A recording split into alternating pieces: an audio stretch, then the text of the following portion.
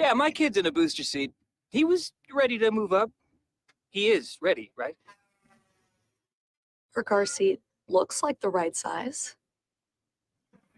There are probably rules on when to move up to a booster seat, aren't there? Rear facing, forward facing. I think I have it right.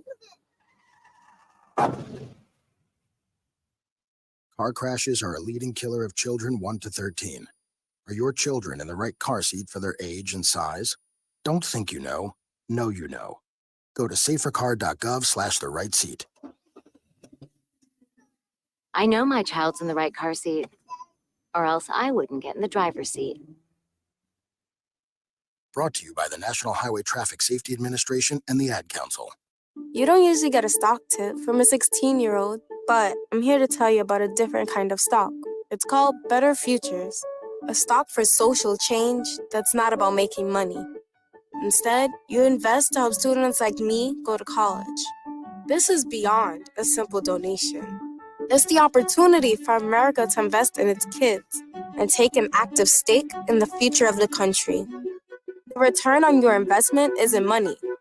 What you get back is knowing you protected our potential. So one day, that potential can grow up to become surgeons and architects, executives and engineers, people who can change the future just by being a part of it. My name is Alicia, and I'm your dividend. Invest in better futures with UNCF. Visit uncf.org/invest. A mind is a terrible thing to waste, but a wonderful thing to invest in. A public service announcement brought to you by UNCF and the Ad Council. This is Nnamdi Asamoah. I play football for the Philadelphia Eagles, but what I do off the field with United Way might be more important. I'm a volunteer tutor and mentor. Why? Because over 1 million kids a year drop out of school, and that's not okay. It takes 12 years to create a graduate, but it takes about the same time to create a dropout. And the difference between a child becoming one or the other could be me, or it could be you. Studies show that if we get to these kids earlier, their chances are better. And kids who read well by 3rd grade are more likely to graduate. So join me in United Way. Suit up and take the pledge. Become a volunteer reader, tutor, or mentor. Because when a child succeeds, we all succeed. Give, advocate, volunteer, live united. Take the pledge at unitedway.org. Brought to you by United Way, the Ad Council, and the National Football League.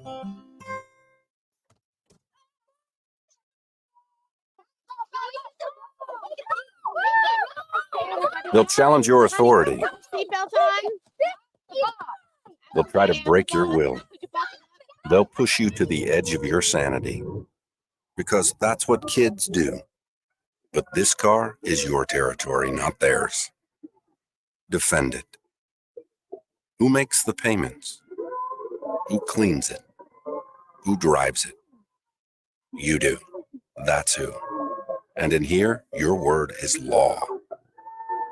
So when you say you won't move until everyone's buckled up, you won't budge an inch. Until you hear that click. Never give up until they buckle up. A message from the National Highway Traffic Safety Administration and the Ad Council. For more information, visit safercar.gov/kidsbuckleup. Let's go inside the mind of a 10-year-old. I should have worn those earrings today. I like those earrings. Gabby has those awesome earrings. I need to ask her where she got those, but that's just what she would want me to do. I'll have Michaela ask her for me. Buckle up, Sarah. Yeah, but then Michaela will be like, why don't you just ask her yourself? That's just like Michaela. Sarah, buckle up. Michaela's such a great name. I wish I was called Michaela. There's like a dozen Sarahs in my class. Hey, we're not hitting the road until you buckle up, honey. Oh yeah, seatbelt. I forget sometimes because my brain is like busy, you know? I wonder if there's pizza at school today. Sometimes it can be tough to get through to your kids, but it's not impossible. Always make sure they're wearing their seatbelts, even on short drives. Remember, you have the keys, you have the power. Never give up until they buckle up.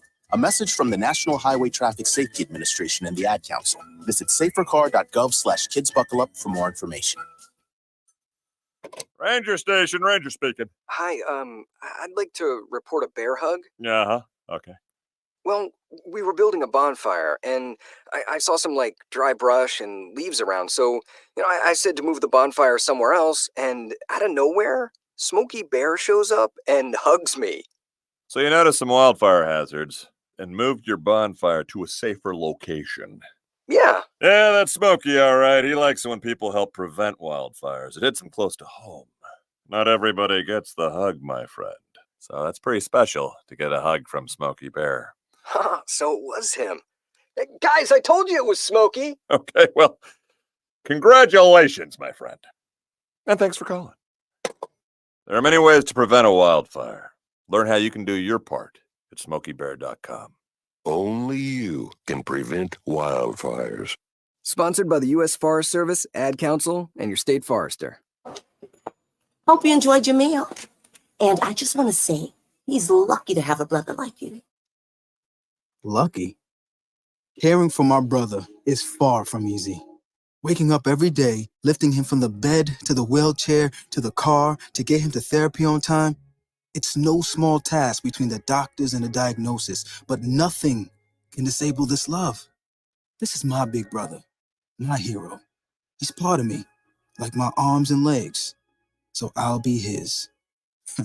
See, there's no time for tired. This starts again tomorrow. He'll be waiting for me. I wake up for him. I know he needs me, but I'm the lucky one, even though I need help now and then. If you're caring for a loved one, visit aarp.org/caregiving for care guides and community, or call 877-333-5885. Caregiving Resource Center. Support for your strength. Brought to you by AARP and the Ad Council.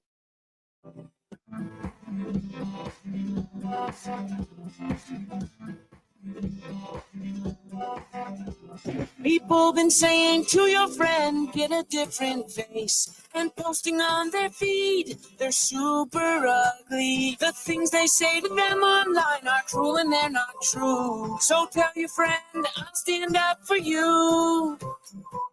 Don't worry, I know what to do. Tell the world I see with an emoji to stop the bullies. Know someone who's being bullied online? Send the witness emoji. It looks like an eye in a speech bubble, and it's in the symbol section near the clocks in your phone. You'll let the world know it isn't cool, and you'll let your friend know you care. Learn more about the witness emoji at eyewitnessbullying.org. Brought to you by the Ad Council. It may be hard to believe, but people just like you are already saving money. Feedthepig.org makes it easy. Their simple savings plan teaches you how to start saving without going overboard. So you don't need to mooch off your friends. You gonna finish that grape? You mean the one in my mouth? You don't need to stop buying the necessities. What you're smelling is a natural musk. Ew. You don't need to be a medical test subject. How do you feel? Mostly okay. Sometimes, though. You don't need to get a second job as a stuntman.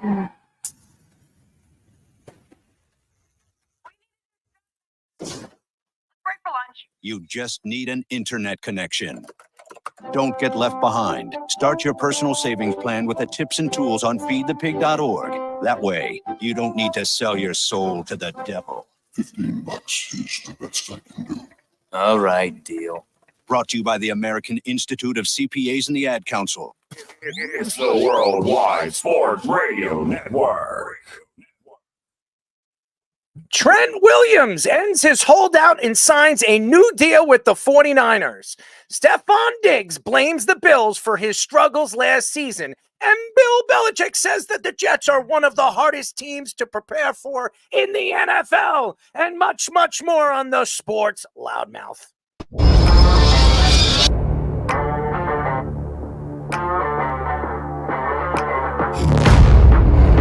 Doc Rivers is going to have Damian Lillard run very fast out of town.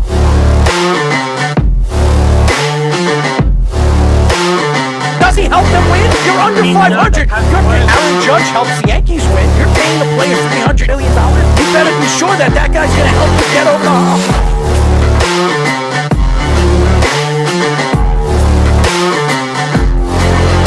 For some reason, this guy is completely lost on calling plays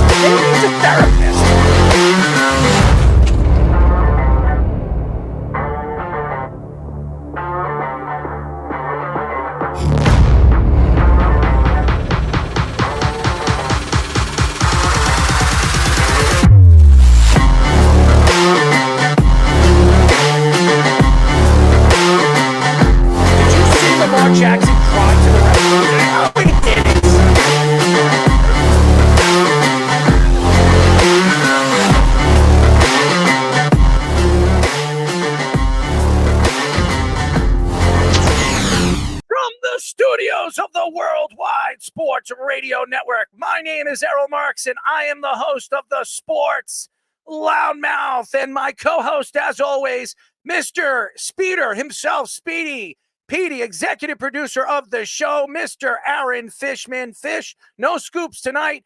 Remember, you can call us at 631-672-3108 is the number to call. Go to our website at www.worldwidesportsradio.com. Check out all our shows throughout the week, including The Loudmouth with me and Speedy Petey every single Tuesdays and Thursdays at 7 p.m. All you have to do to tune in and check out all our local listings for all our shows is go to our website at www.worldwide.com. Oh, my God.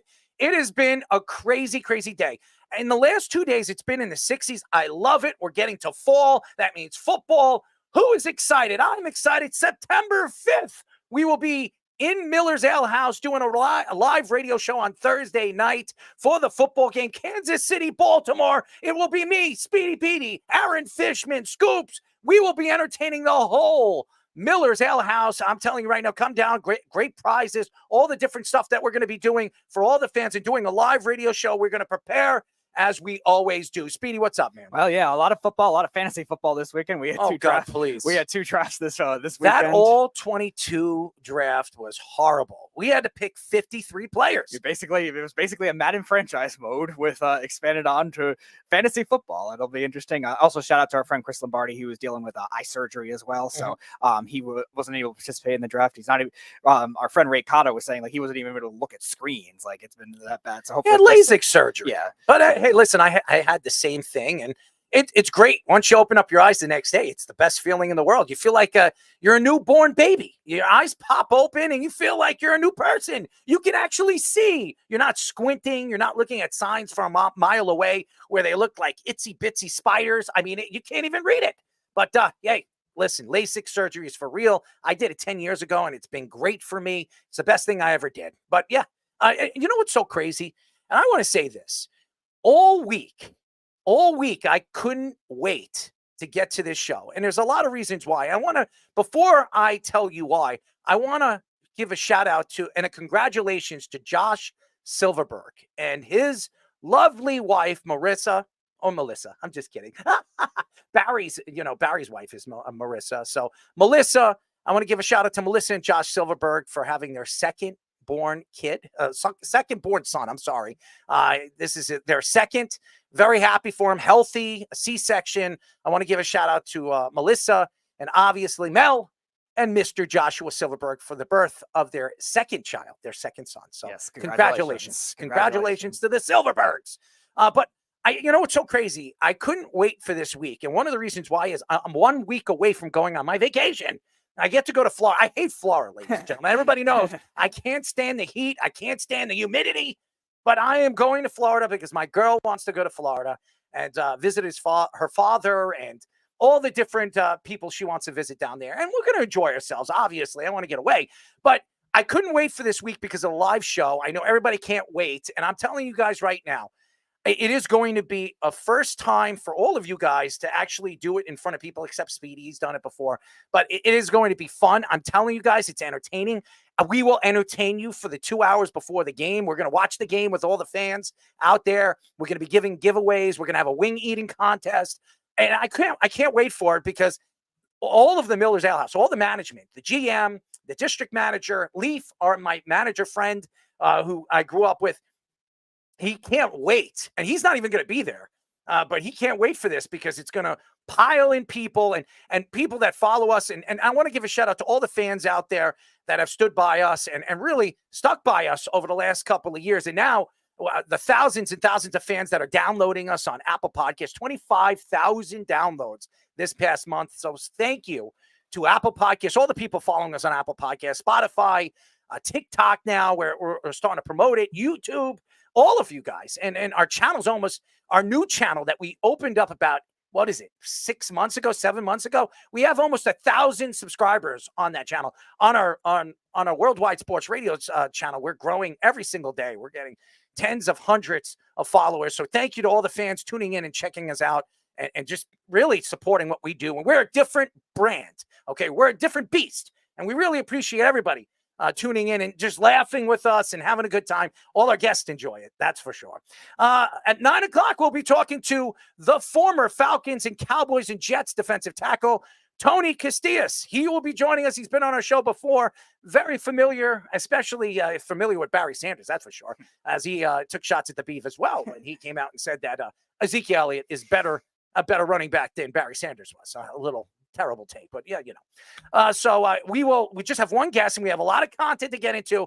And I want to get into this story because it's a story that one of the reasons why I was unsure to draft him in fantasy football over the last 2 days. And that's Trent Williams, who anybody that knows him, he's probably the second best offensive lineman in football.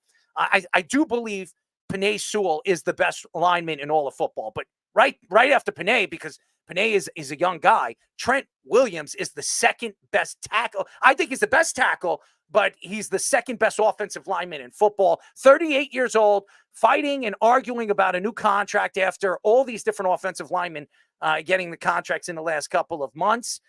Trent Williams' agency, Elite Loyalty Sports, announced that Monday night that Trent Williams is headed to the San Francisco 49ers today to sign a new deal with his team. His brother Fred posted an Instagram story with Williams boarding a plane to San Francisco with a caption, "Year 15, let's get it."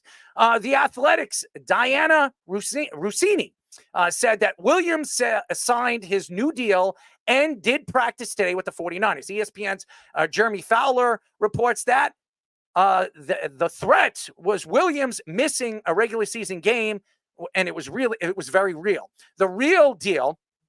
The deal has not been officially revealed yet, but it is expected to be somewhere between 25 and $27 million.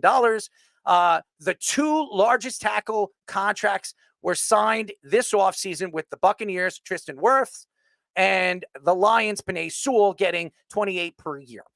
I will say this.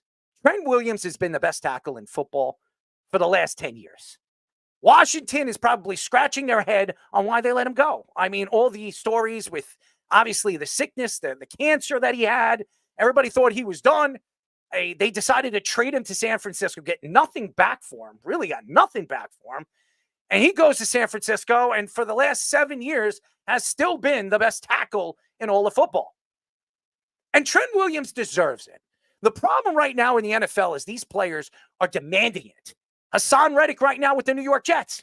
He's been demanding a new contract when he came out and told the Jets that he will go out this year, play out his contract, and they can negotiate a deal in the middle of the season, which would be probably worth between 22 and 26 million a year, which is where he wants to make his money. The problem right now is after the Jets made the trade, after the agreement came out with his agent, Mr. Dandy, Tory Dandy, they decided, you know what? We're going to show up to camp. We're going to say our hellos and not show up after that. And Hassan Reddick has not stopped even opening his mouth all over social media on the fact that he wants that new contract if he's going to play for the Jets this year. The problem right now in the NFL is these players. Now, the players deserve all the money that they're getting off. There's no question. They're the best players in the world at their positions. Dak Prescott, does he deserve $60 million? Absolutely. And he will get it. If it's not from the Cowboys, it'll be from somebody else. Trent Williams received a contract 3 years ago, almost 3 years ago, by the 49ers, making him the highest paid offensive tackle in football. Now, obviously, with the new CBA, the new TV deals, the new prime deal that they have right now, there's more money to be made. So Trent Williams and his agent and his agency said, you know what? We're the best tackle. I'm the best tackle in football right now. 38 years old, 38 schmaple, whatever that, schmaple, whatever words he's going to use. Because, Trent Williams is, he's an interesting young athlete who's come out and said some interesting things on social media over the last couple of weeks. He uses different words, different wordplay, words that don't make any sense. But hey, Trent Williams is one of the best tackles in football, no question. And you look at the 49ers right now, giving Trent Williams between 25 and 27 million, and then giving Brandon Ayuk about 29, 30 million, you put yourself in, I believe, contract hell. And now, in 2 years, you're going to have to make a move for Brock Purdy, and you're going to pay Brock Purdy. And some of these guys will be off, obviously the contracts, the cap, and they can make a move for Brock Purdy. And is Brock Purdy going to make that kind of money? If he keeps putting up the numbers he is, and he keeps playing the way he is, he's going to get paid between $40 and $60 million.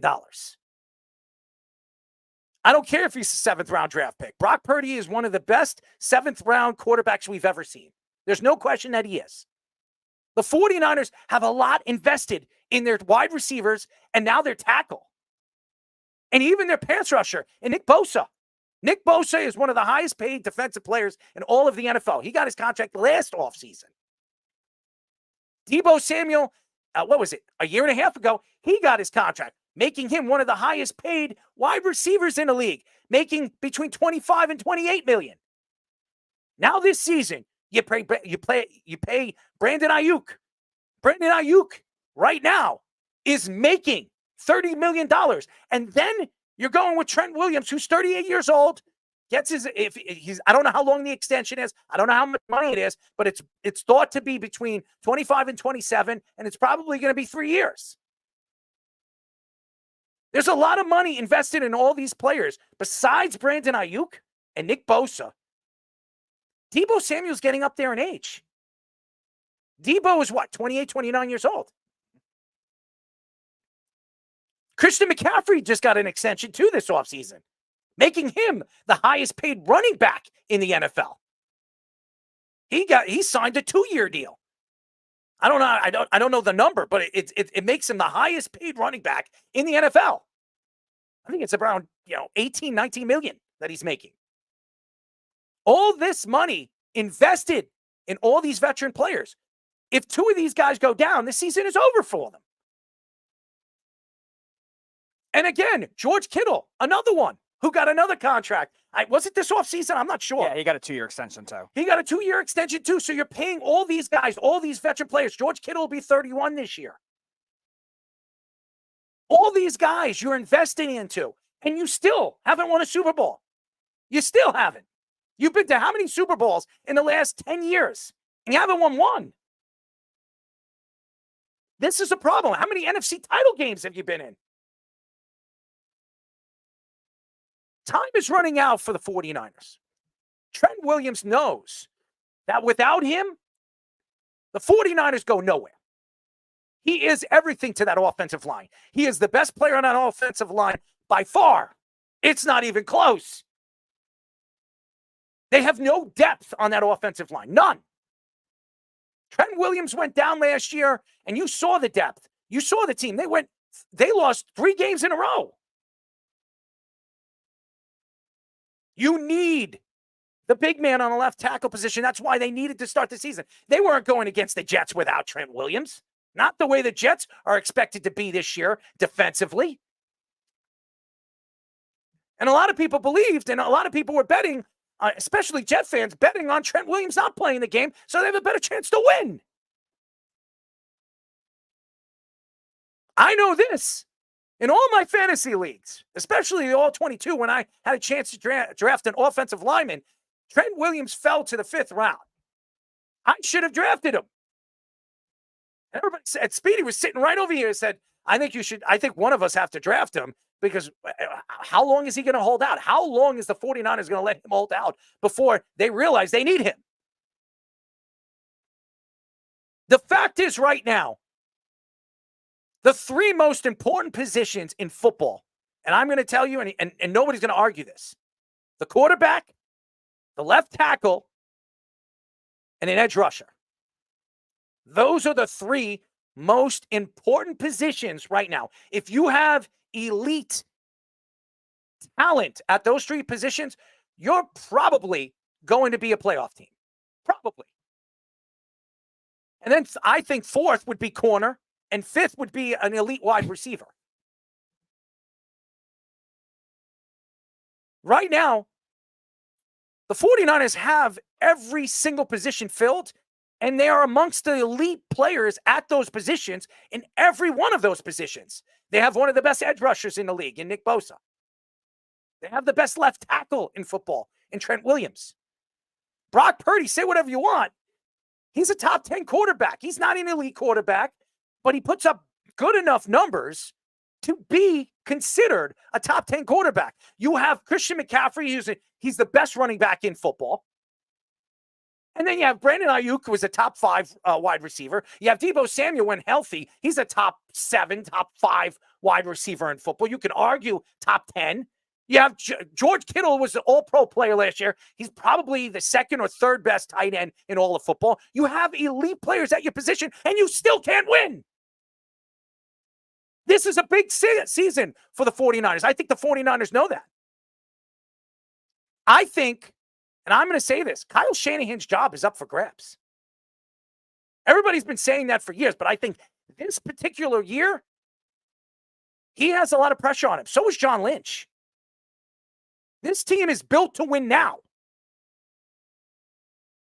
It's a shame what happened to Ricky over the weekend, getting shot in the chest, but he should play this season. I don't know what this team is if one of these guys go down. If Trent Williams goes down, or Trent Williams and a combination of Trent Williams, Deebo Samuel, or Trent Williams and Christian McCaffrey go down, this season's over for them. That's how important Trent Williams is to this team. That's why he knew he was holding the 49ers ransom. He knew it. So did his agency. So did Elite Loyalty Sports. They all knew it.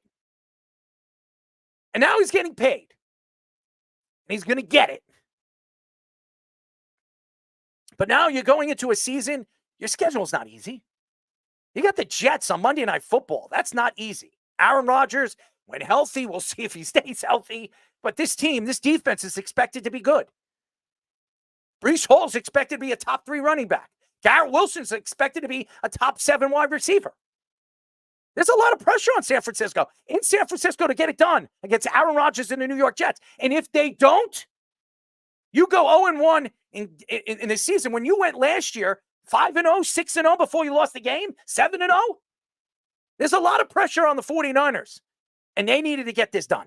Yep, and you look at Trent Williams, like you said, the value of the offensive line, that it was there. Like, you trade Brandon Ayuk, you can't get a deal done with him. You still have Ricky Pearsall. I know it was unfortunate what happened to him, so he's going to miss the first 4 games. Glad that he's okay, because he got He's lucky. fine. Nothing was hit. No organs, no major organs. He's fine. Yes, very, very, very good for him. He'll probably miss about 4 to 5 weeks. Yeah, they announced 4 games at least to start. So glad Ricky is doing okay, because that was very scary what happened to him. But nevertheless, they still have Bad luck. Yeah. Juwan Jennings is still there. They still have Deebo Samuel. They still have George Kittle. They have enough targets. What they don't have is a lot of good offensive linemen. Aaron Banks is fine at left guard. He's decent. And John Feliciano, who played well last year, was an all-pro player. You're starting a rookie. Yeah. And he's hurt for the first 4 games. So now you're starting a rookie. You're starting a rookie in one spot. Your right tackle and McKivitz did not play well last year. So Trent Williams, the loss of him on that offensive line is very difficult to overcome. And another reason for that is because of Brock Purdy not being that super mobile quarterback either. And you saw that issue come into play in the first half of the NFC Championship game against the Lions with your guy, Aleem McNeil, who you drafted in the All-22 League. Love him. And the defensive tackles, young defensive tackles that they had, really putting pressure on the Niners, and they're a very rhythm-based offense. And if you get them out of whack a little bit, it's not the same. And same kind of thing with the Chiefs. You saw Chris Jones and Steve Spagnuolo be able to make that work with interior rush, and that rattled Brock Purdy at certain points during the fourth quarter and overtime of the Super Bowl. So you don't have that offensive line in place. It's going to be very hard for them to be able to broke. I love Brandon Ayuk, and I mentioned that it would have been very hard to have his tactics be replaced, but Trent Williams as an overall player is insurmountable the way you can replace it. You mentioned Washington. Look how bad Washington's line has been since they traded Trent Williams. It's really been a valuable asset to what the Niners have grown into since they traded for him in 2020. And at the time, it was funny. Like, he got to sign a 6-year deal, and we're like, oh, God, he's 34 years old. Is he going to last that long? He's like a fine wine. He almost gets better with age, and he's showing it. And it's going to be an interesting season because the Rams are expected to be good. Seattle will be challenging as well. The Cardinals are going to be better. Obviously, Kyler Murray is going to be healthy. They have some wide receiving depth now. They have a young wide receiver that's going to be beastly, and they have McBride. I mean, this is going to be an explosive Arizona offense too. And don't count the Arizona Cardinals out this year and maybe sneaking into the playoffs. A lot of these players and a lot of these teams, these elite young players that we've been talking about over the last couple of years, they're going to have their feet under them now. This is going to be their second and third year, and they're going to have a chance to explode. Look at the Buccaneers, what they did last year. Unbelievably, with Baker Mayfield resurrecting his career, Mike Evans playing as well as he did, Godwin coming back and playing decent. I mean, and then the defense actually showed up. Todd Bowles. We'll see if they could do it again with a different offensive coordinator, and we'll see what with the new contract, how Baker Mayfield's going to respond from that. But again, the 49ers they absolutely needed Trent Williams, and Trent Williams knew it. He knew it. His agency knew it. And that's why he sat there and he sat back and he knew that John Lynch had to open up the pockets. Now, you look at going into the season and you're wondering, their schedule is not easy. They do not have an easy schedule. And again, if they lose against the Jets, they can really, if you look at their schedule, and I don't have the schedule up, but I was kind of going through their schedule and where it was going, they could go 0-2 or maybe even 0-3 in the first 3 games. It's crazy right now when you look at the schedule and how it falls for them. So it's not going to be an easy season for them. It's not. And again, having the Jets on Monday Night Football, that's a lot of pressure on you, especially against Aaron Rodgers. You have the Jets, Minnesota, and Los Angeles. You could go 1-2. You can go 0-3. Minnesota, say whatever you want. Minnesota still has Jefferson. He is not going to be easy to stop. He's not. And Sam Darnold is expected to be good. They have Jones. They could really go 0-3 in the beginning of the season. So there's a lot of pressure on them, and they needed Trent Williams to fill in that position, and they needed him bad, and that's why they made the move. And honestly, it was a good move, I believe. And I want to know, Fish, your opinion over here. You're an offensive lineman. You know how important the offensive line is and the consistency you need at that position. What were your thoughts when you heard that Trent Williams got his contract this morning from all the stories that we were hearing over the last couple of weeks? The word consistency is the right word, Errol. That's really what we're looking for on a line. Those guys don't come off the field. It's not like they're rotating in and out like the defensive linemen. They're not sub-packaging themselves out unless they're like trying to bring an extra lineman on the field for a short yardage thing. They have to be in a rhythm. And what I was just even doing today with my offensive line at high school is just making sure they know their calls and for them to communicate. Because a line that's quiet is a line that's bad. I don't care how talented the players are. They have to be able to work together. And if they're not used to working together, I mean, just look at how, we had this Chinese fire drill on the Giants line over the last bunch of years where nobody's worked with each other for more than a few games at a time. Nobody knows what they're doing. They don't know how the other guy next to them plays. It's like that Army saying, who's in the foxhole next to you is the guy you trust. You better be the guy you trust, right? And this is the same kind of mentality, at least with an offensive line. You need those guys to work together. So if he's the linchpin of the line, as we know he is, and he's a Hall of Fame talent, and he's going to be in the Hall of Fame at the end of his career, it's just a matter of time. He's that good.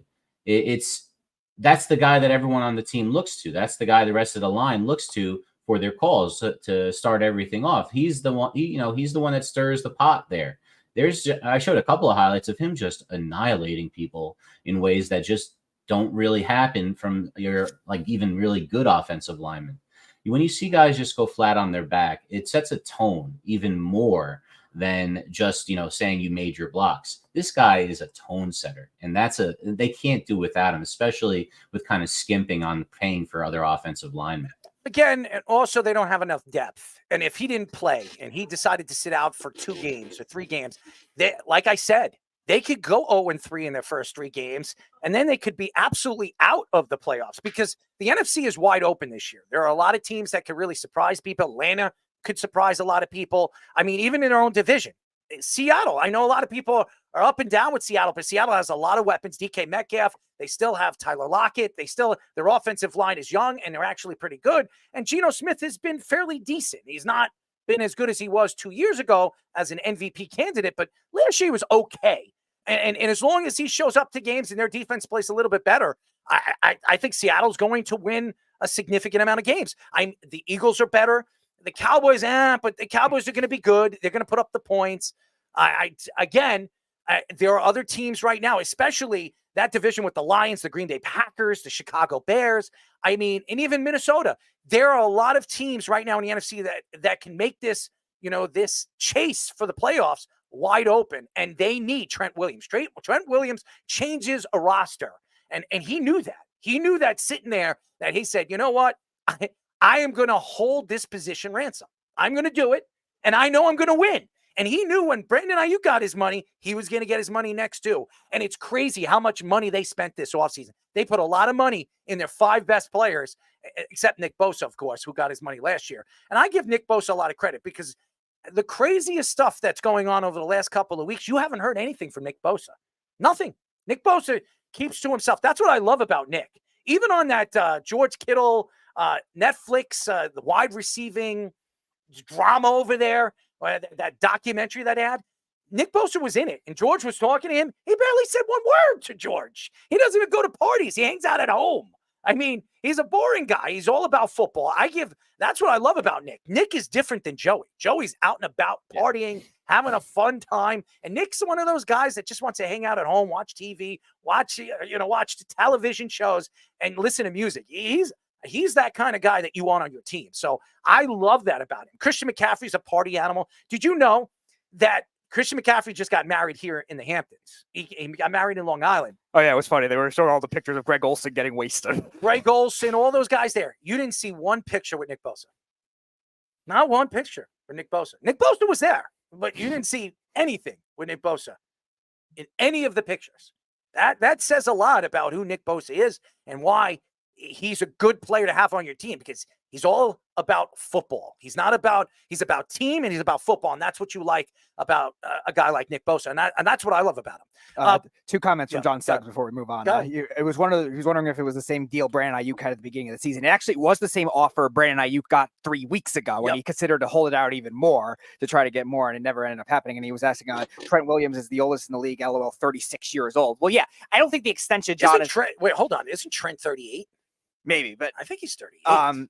Even so, like, John, I think what he's trying to get from the 49ers was actually more guaranteed money, because he has 3 years left on the deal, but they can buy out of those years. 36. Okay, he's going to be 37 this year. Okay. So, John, no, he just turned 37. Okay. 36. So, John, I think what he's trying to get is more guaranteed money, where they don't have to get as much, where they don't have to buy out the remainder of those years, because he had 2 years left on the deal. It's the same kind of thing with Daniel Jones's contract. They can get out of that money because most of it's not guaranteed. And that's what I think that's what Trent Williams is trying to force his hand with the Niners. Yeah, it's crazy. It's crazy what these guys are getting paid, but he is the best tackle in football, and the best tackle should be making the most money.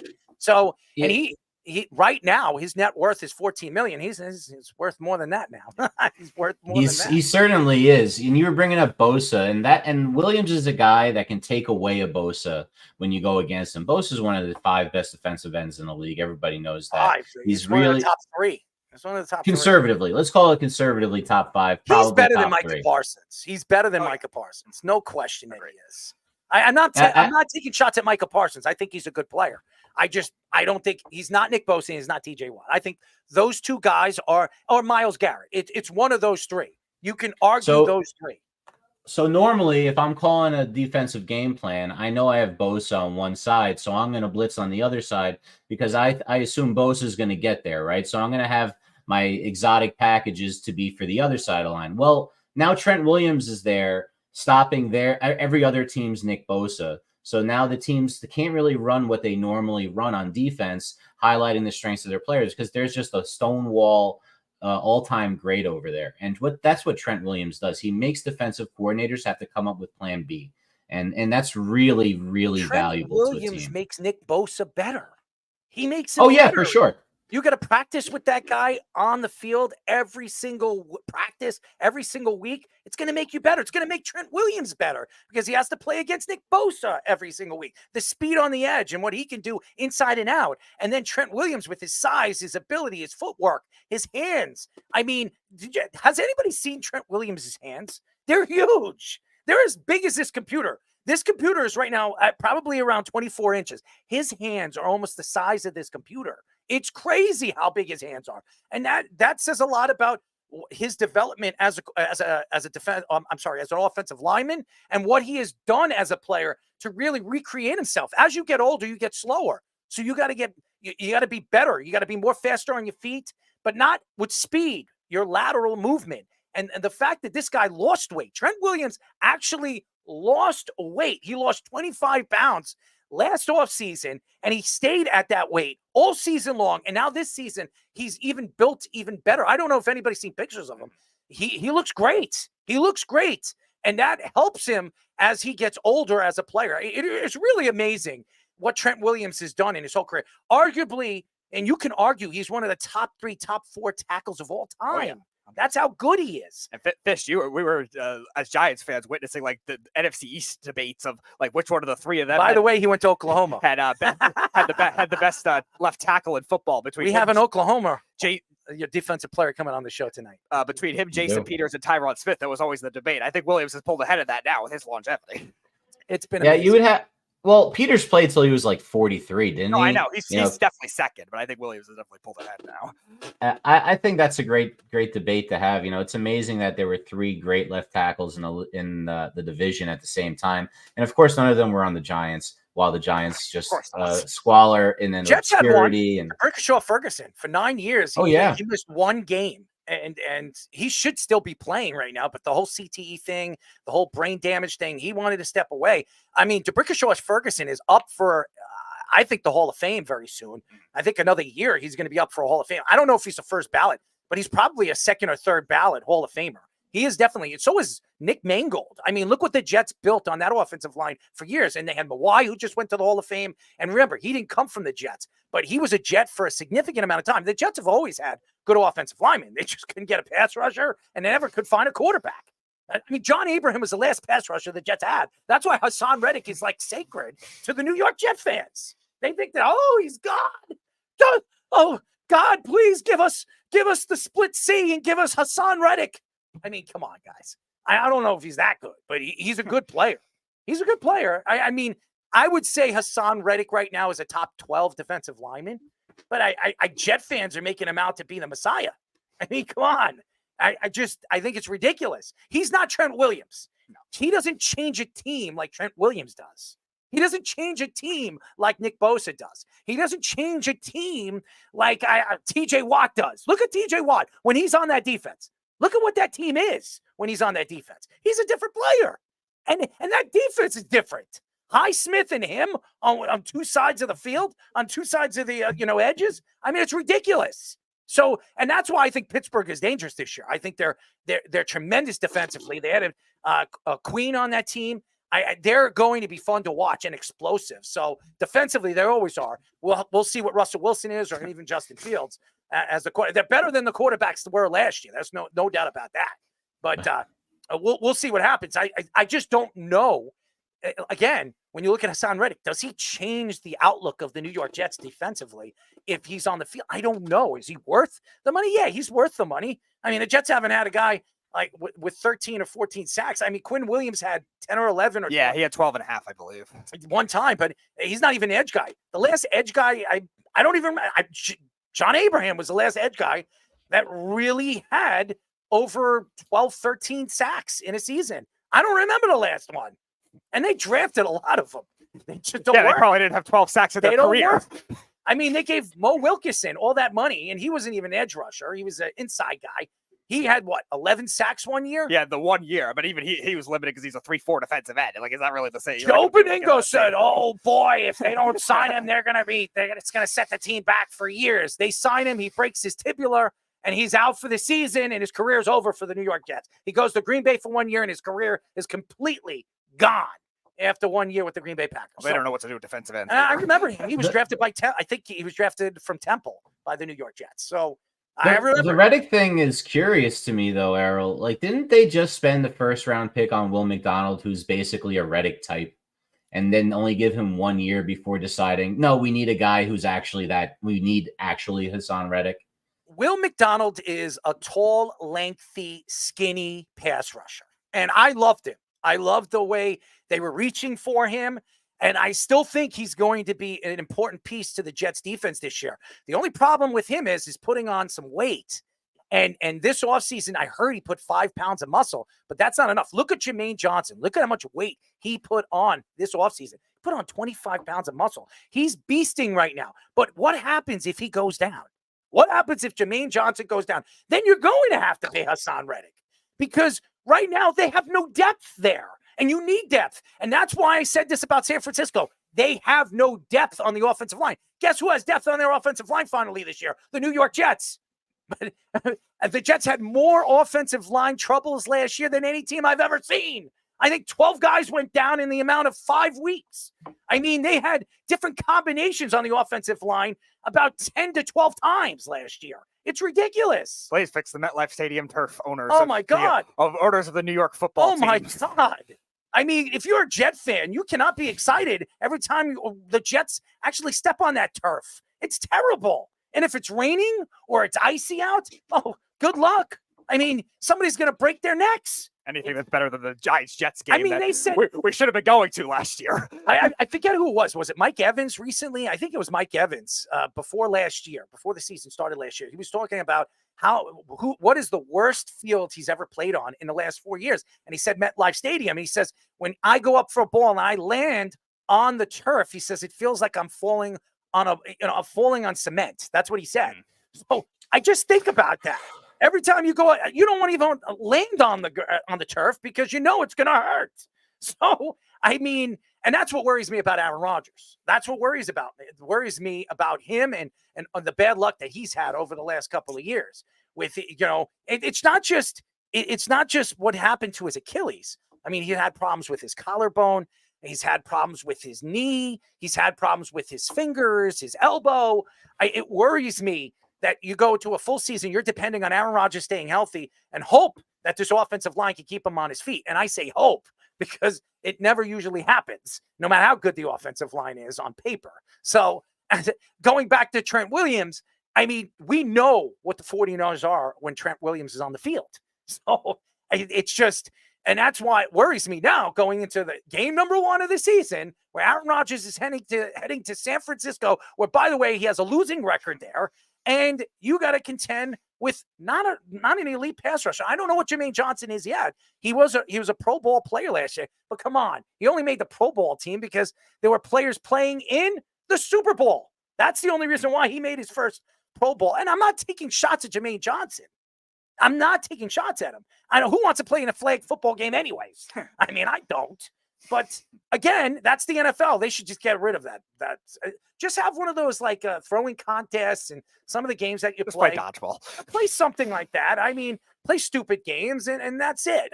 The game is worthless and nobody plays hard anyways, honestly. And that's why Tyreek Hill wants, what does he want? The Olympics? A 3-on-3 flag football game? I mean, and that's what the Olympics is bringing in 4 years. They're bringing flag football, and NFL players can play in it. We'll see how many NFL teams are going to allow that, putting their bodies on the line when you can, hurt your knee or hurt your ankle or, tear your Achilles and end your season. Don't worry, we got Colin Kaepernick. That's true, too. Stefon Diggs told GQ Sports that he believes that his lack of production in the second half of the season had more to do with the Bills changing offensive coordinators than him declining as a player.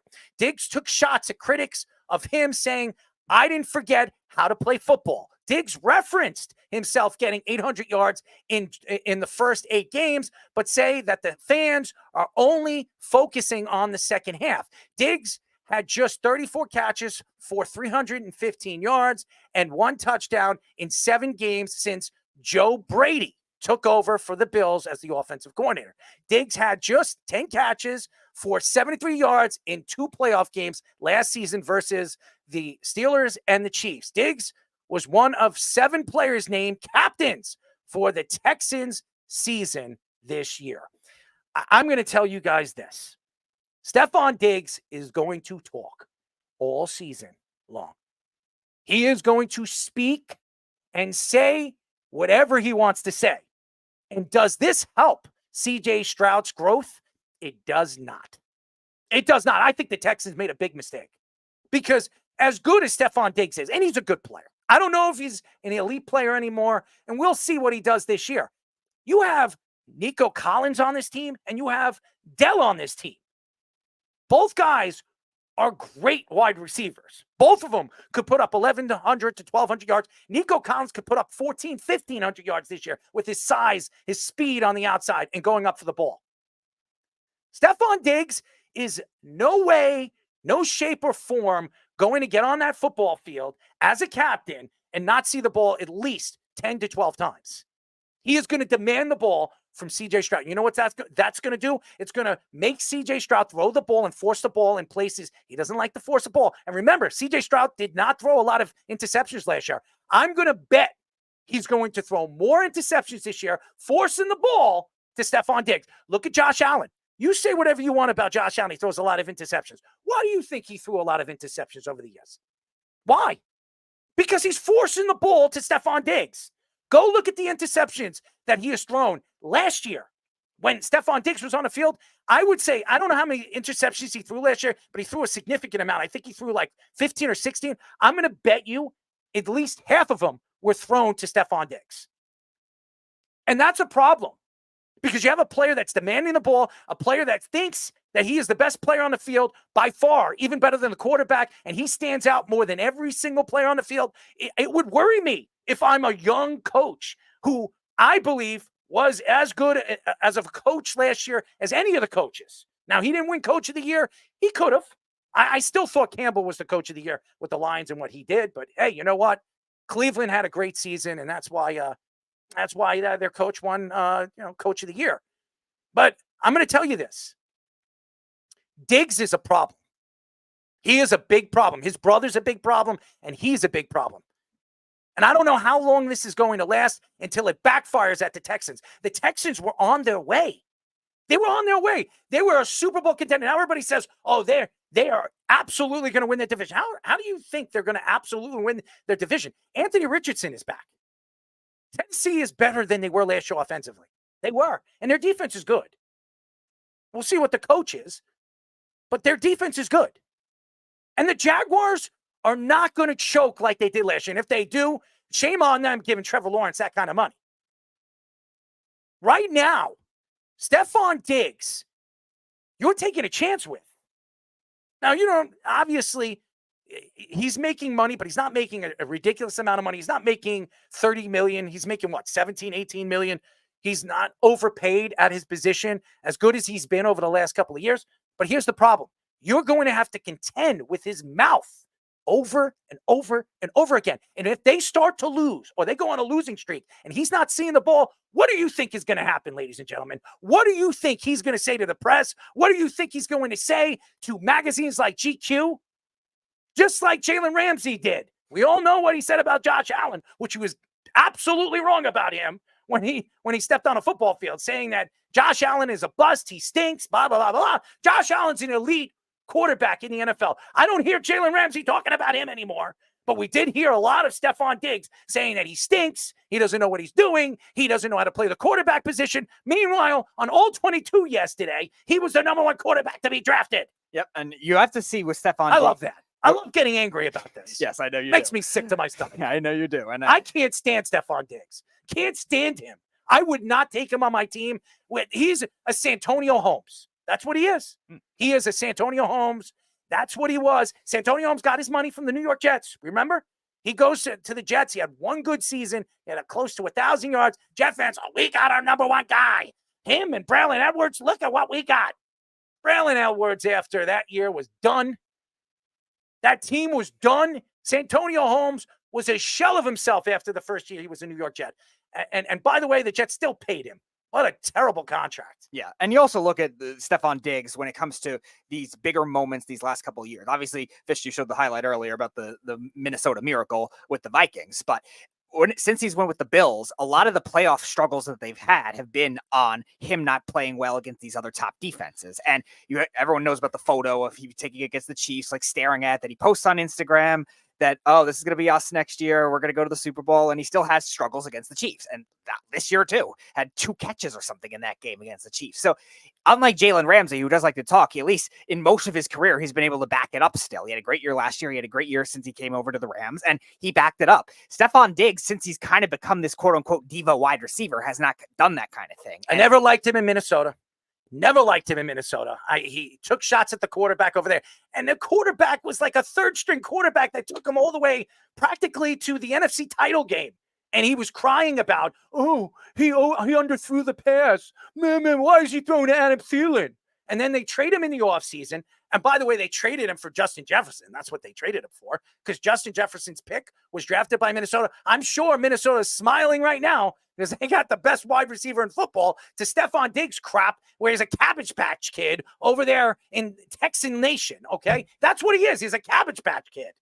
And that's the thing where Josh Allen and Stefon Diggs, the value at the time made a lot of sense, because Josh Allen, I was talking about it last week, was playing with a lot of these scrap heap wide receivers. And finally in 2020, they gave him the primary target. Diggs at the time was a top 10 wide receiver, and they made that kind of thing work, and Josh Allen elevated. But Josh Allen now has elevated himself into a great quarterback no matter who he's throwing the ball to. And that was the big thing in the second half of the season when they changed offensive coordinators. Ken Dorsey was not doing a lot of good things. Josh Allen wasn't running as much. The play calling was very dry, and they were much more elaborate in the second half of the season with Joe Brady. And one of the big things he did is getting everyone else involved. And that frustrated somebody like Stefon Diggs. And that kind of thing shows that Josh Allen knows how to be a much better leader on the field with these other guys than Diggs does. You don't think Josh Allen was happy when Stefon Diggs was traded? He was excited. I mean, right now, if you look at the wide receiving core that he has, it's not good. I mean, Keon Coleman, I like him. Played for Florida State. Let's go Seminoles, but those we'll 0-2 Seminoles. We'll see what he can do. It's probably going to take him a little while to develop. Shakur, he's a good player. He's a slot wide receiver. I don't know if he's the number one guy. I mean, Kincaid is a good tight end. I expect him to have a good season this year, but is he a number one guy? Are you going to put a lot of pressure on Kincaid to get you 1,100, 1,200 yards as a tight end? That's a lot for a second-year player. I mean, Knox is a good player. But what is Knox? I mean, Knox is getting up there in age. That's a lot of pressure on your tight ends. But I'm sure he is more happier this year not dealing with that garbage, that Cabbage Patch Kid, in the crying over there on the sidelines, telling him that he doesn't know what he's doing. He doesn't know how to throw the football. He should be putting the ball where he should be catching it. I mean, it's ridiculous. I mean, that guy is one of the most accurate quarterbacks in the NFL. And he could throw an 80-yard pass like a dime down the field, and he's bitching and moaning. I've never ever heard any of even some of these wide receivers that are prima donna. Terrell Owens. How many times did he take shots at Donovan McNabb? Have you ever heard Terrell Owens say he doesn't know how to throw a football? He doesn't have a good arm. Have you ever heard that? I heard other things that he said. And McNabb obviously laughed and chuckled. I remember all that crap, and I love Donovan. So I remember everything. And I love Terrell Owens too, because I loved how he stood out. When he was dazzling. He's dazzling on the field. He would go out there and sign the cameras and, go on the Cowboy Star and, do stupid things. I love that about him. That's what I love about Baker Mayfield. That's why I stand up for Baker Mayfield. And I love him in the NFL for what he did at Oklahoma. That was funny. I love that. Even running around naked all over around the dorms over there. That was funny too. That's why I like Baker Mayfield. I like Johnny Manziel. Why do I like Johnny? Because Johnny had the pizzazz. He had the pizzazz. It didn't work out in the NFL because he had some mental issues. But Johnny was a great football player. But everybody took shots at him. Did Johnny ever throw any of his players under the bus? Ever? Did he ever? As a matter of fact, Johnny wasn't the same without the players that he played with. And that's the difference. When you have problems with every single quarterback you've ever played with, there's a problem here, guys. He thinks he's better than everybody on the field. He's not. He is not. Dude, right now, I never thought Stefon Diggs was a top 5 wide receiver. I don't even care where they rated him in the PPRs and the PFFs. I don't get whatever you want to call it, whatever statistic you want to put him. He was never a top wide receiver in this league. Josh Allen made him a great wide receiver. Josh Allen. And that's the difference. Yeah, and that's what when we were talking about the Diggs rumors at the beginning of the offseason. That's why I said I wasn't as worried about like the Bills dropping off offensively as badly as people think. Now, defensively, they still have a lot of concerns, especially with Milano hurt. But they made that offense in a good team offense in the second half of the season. It's very hard to have a good functional Super Bowl winning team offense when one guy is getting force-fed the ball because it's easy to be able to game plan for that kind of thing. And that's what made the Bills in the second half of the season hot and able to come back and win the division. They didn't just make the playoffs. They won the division. They were the number 2 seed in the AFC, playing an actual team offense. Now the Texans have to learn that kind of thing with Stefon Diggs over there. And it's interesting that DeMeco Ryans and CJ Stroud voted him to be one of the 7 captains on the team.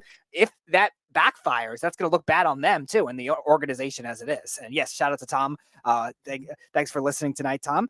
And the Texans are under an immense amount of pressure this year because you look at the expectations, you look at teams with big expectations, them making the leap in the AFC and probably the Packers and the NFC are probably those 2 young, flashy teams that are going to make those kinds of moves to expectations wise. If Stefon Diggs ruins that kind of thing, that could backfire on them quickly. They might even be 3rd in the division, like you were saying. And how about you? I mean, obviously, Fish, you have your own opinion about Stefon Diggs, and you were an offensive lineman playing, playing college ball, playing high school ball, and having a wide receiver that grumpy, that kind of player on the sidelines, bitching and moaning when the offensive line's not playing well, they're not protecting the quarterback, and then the quarterback not getting him the ball. I mean, that would piss me off as an offensive lineman. Wouldn't it piss you off?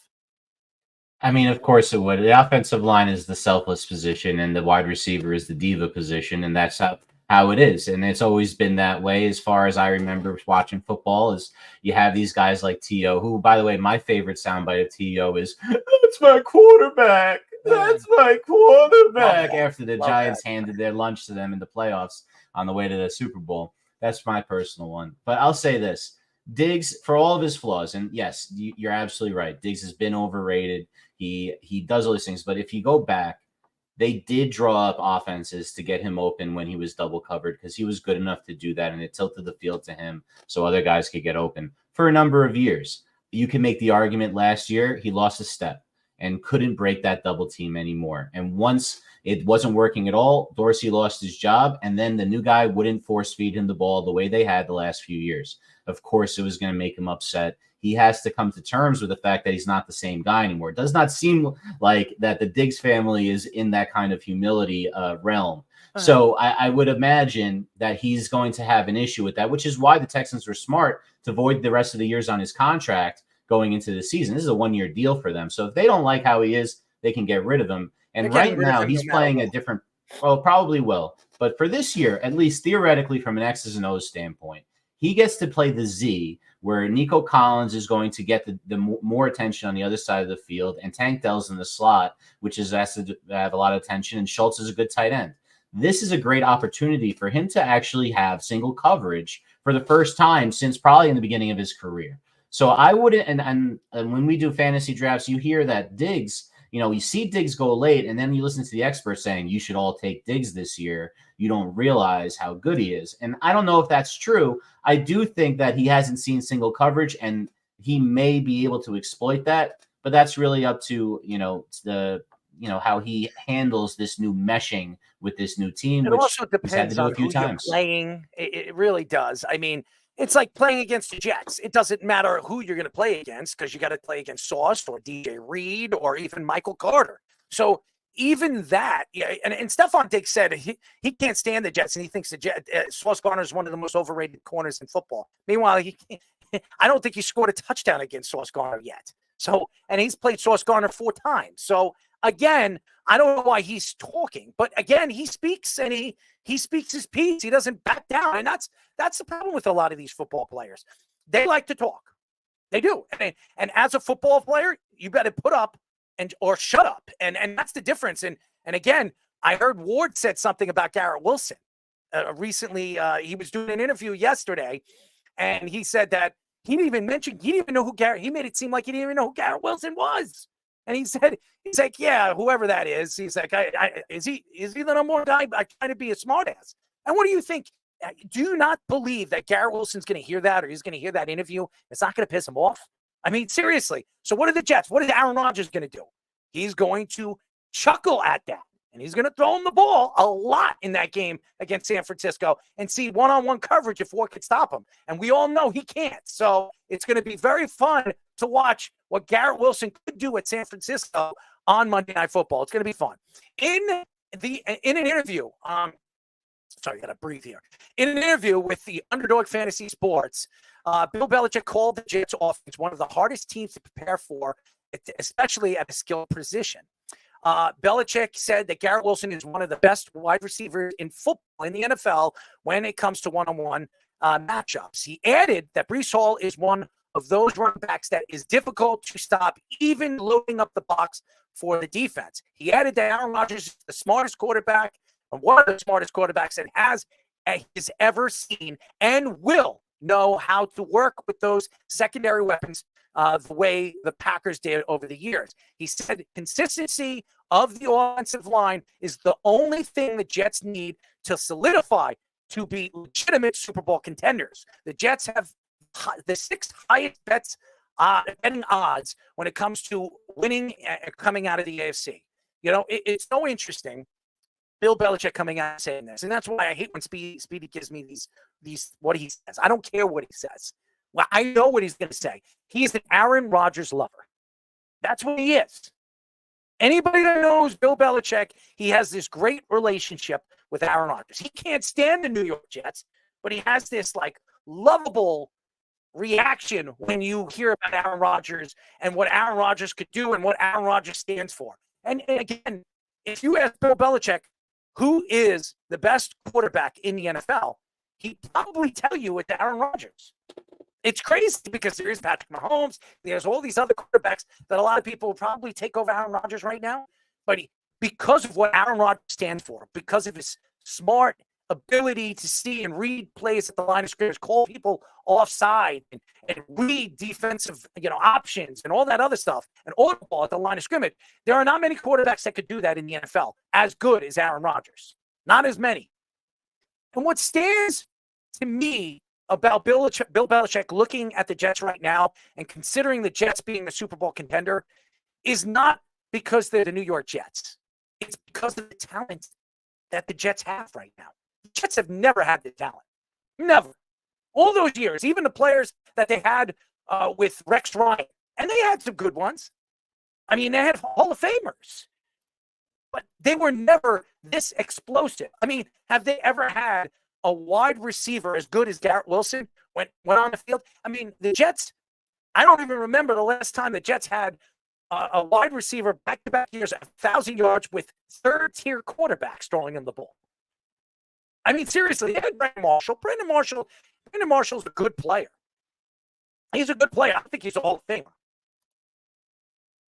But that team had Ryan Fitzpatrick throwing him the ball.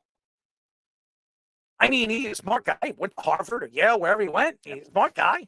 I mean, he deserves to be in the NFL. There's no question. I think he's a great analyst. I always preach about him and highly of what he does. I love his beard. I mean, Fitzmagic. I believe in Fitzmagic. You like that song, Speedy? I don't have that song. I hate that song.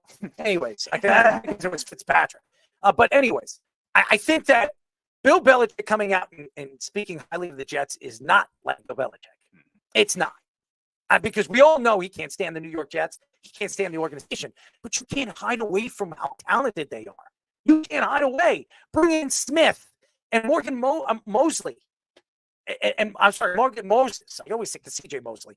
I'm Morgan Moses and what he has done as a tackle. And even the defense that they have and they provide with Quincy Williams putting up the numbers and being an all-pro player last year, a first-team all-pro player. And CJ Mosley was a second-team all-pro player. This is the best linebacking core the Jets have ever had. Ever had. I think the last time the Jets had a good linebacking core like this was when Ferrier was on the team. And Ferrier wasn't even anything what he was when he went to Pittsburgh. And it's bad. This defense is as good as any defense the Jets have ever had. And I'm talking about the Rex Ryan defenses. This is a good defense. A lot of depth. He knows it. He sees it. He understands football. To hear it out of his mouth, that's something unique. Because you would never believe that Bill Belichick would preach that the Jets are a contender.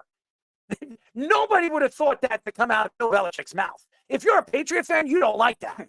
You don't like that one of the greatest coaches, your leader, the guy that stood for Bill Belichick Patriots for all those years, Bill Belichick comes out and says that the Jets are a contender as long as its offensive line holds up. That says a lot about what Bill Belichick thinks of the New York Jets and the way this organization is moving in the right direction. What scares me right now is when Bill Belichick speaks highly of people and players, something bad happens. Something bad happens. It happens. And I am not excited hearing Bill Belichick come out and say, hey, the Jets are a contender. I don't want to hear that. If you're a Jet fan, as much as you love when Bill Belichick comes out and preaches about how he thinks the Jets can come out of the AFC and win the AFC, that's great. That's grand. The Jets have not come out of the AFC since 1969. 1969. No wild card teams, boys and girls. None of that. None of that. No, I mean, as a Jet fan, and I am a Jet fan, I'm the lone Jets fan on this show. I'm not going to sit here and say, hey, we got Aaron Rodgers. This team is more than willing and more than able to go over there and beat Kansas City in Kansas City when they're not. It's a problem. And I am not excited about this season because I am thinking high. And then when I think high, I think low. And when I think low, then I should think high. But I'm not thinking low. I'm thinking high because everybody knows that I predict the Jets, if Aaron Rodgers stays healthy, to win a significant amount of games. Yep, and Fish even says it on the top graphic. It's the reverse jinx type thing because he has done that when he was coaching. He has done that with many different players. I think when they were playing Jacksonville in the AFC Championship game, he called Leonard Fournette the toughest rookie running back he ever faced, and I think he contained him like he jinxed them 40 yards. Yeah, he jinxed. He's a jinx. I don't want Bill Belichick talking about the Jets. I'd say that the Jets suck.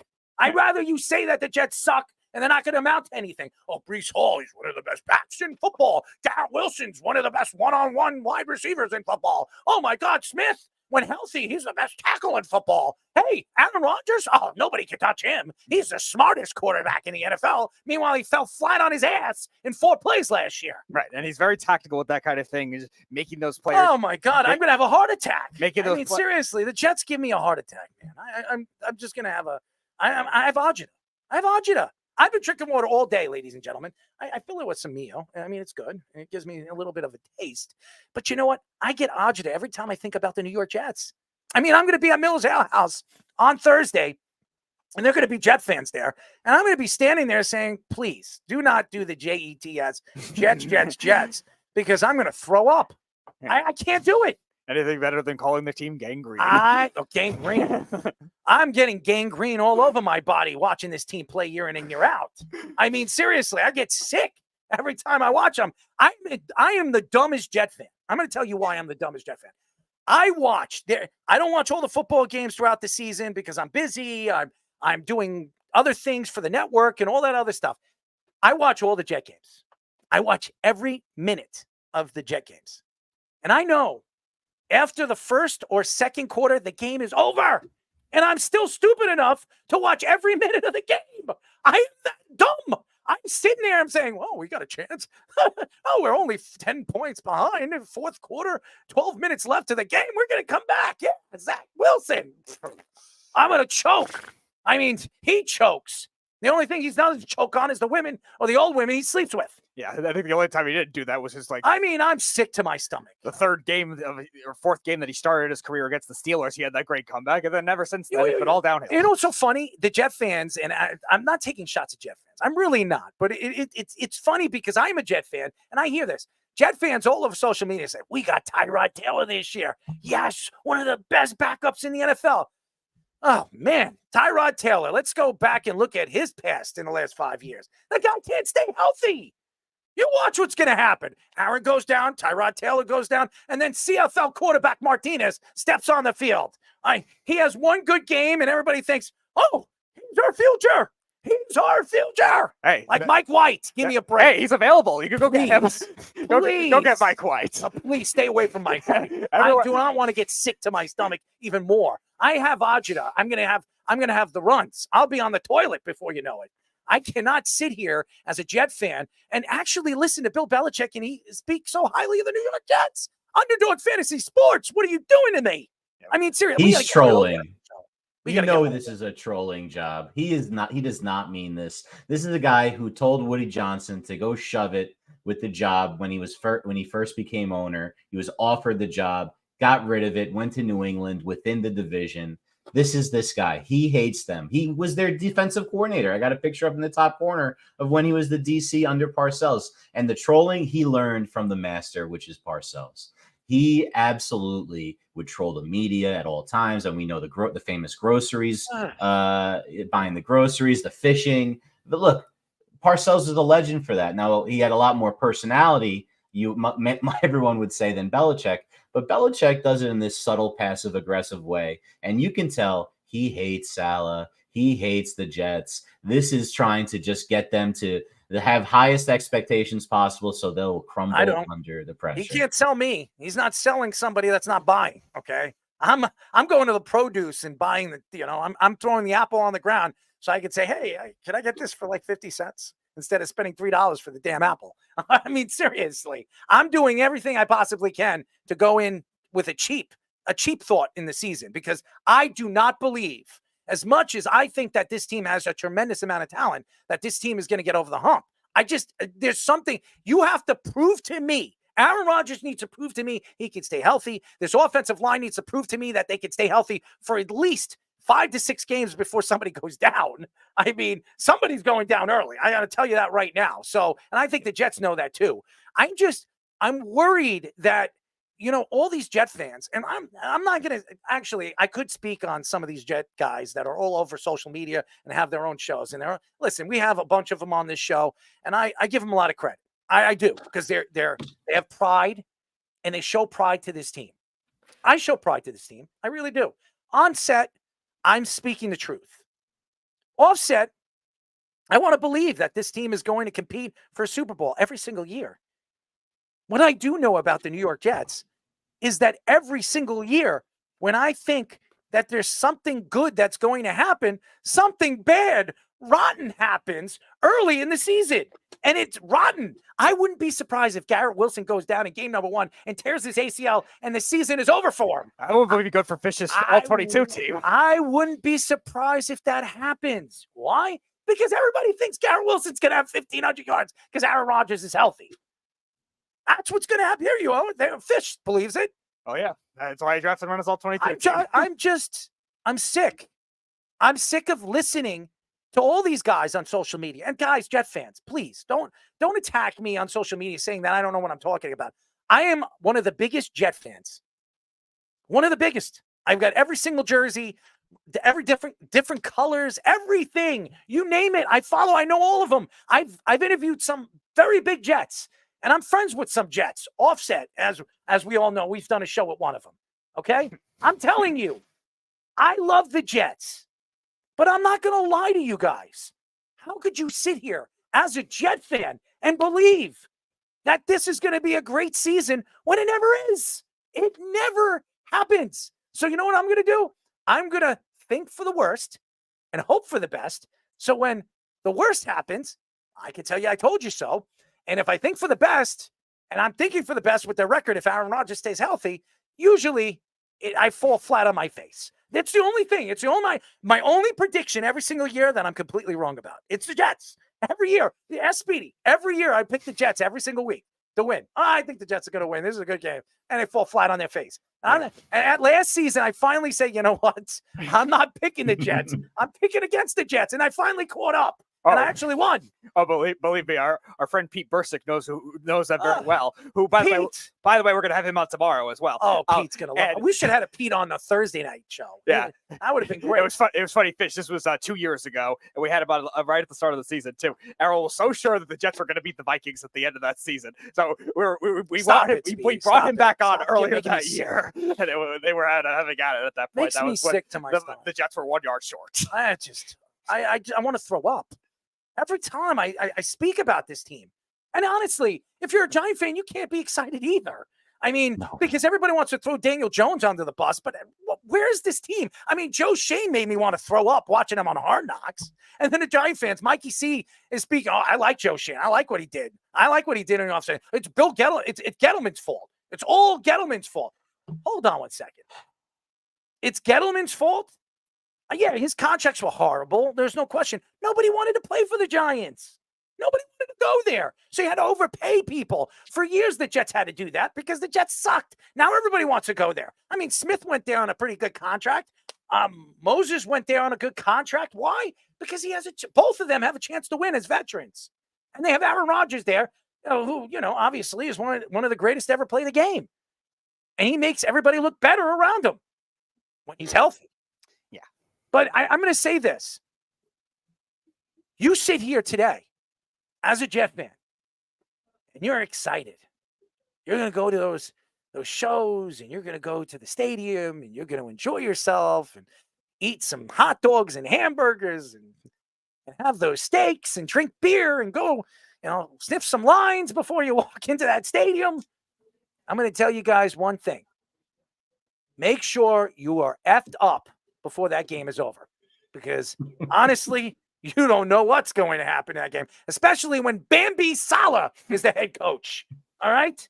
I'm going to tell you this right now. Mr. Saleh doesn't know what the hell he's doing. And Nathaniel can't hack it. He's the offensive coordinator. Co-offensive Oh, coordinator. I'm sorry. They've got 3 offensive coordinators working the phones over there. I mean, it's pathetic. And Fish, we know how that worked out last year when Brian Dable, Mike Kafka, and the quarterback Why don't we hear this? I don't hear plays. this on any of the other shows. I don't hear about these 3. You have 3 coaches calling the offensive plays, and they have to go through Robert Saleh before he decides to make sure that what he's going. You're going to have 3 guys talking in a headset. That's what you're going to have. And Robert Saleh's going to sit there with his hand. Should we run? Should we throw? Should we hand it off to the tight end? Jeremy Rucker, it looks like nobody thinks that he's going to be good. Maybe we should throw him the ball on the outside. Sweep. Oh, my God. I mean, come on, guys. Are you going to trust that this coaching staff is going to lead the New York Jets to the Super Bowl? That's the only thing I worry about. This team is talented. I don't think they can coach. I don't. I could coach this team better than them.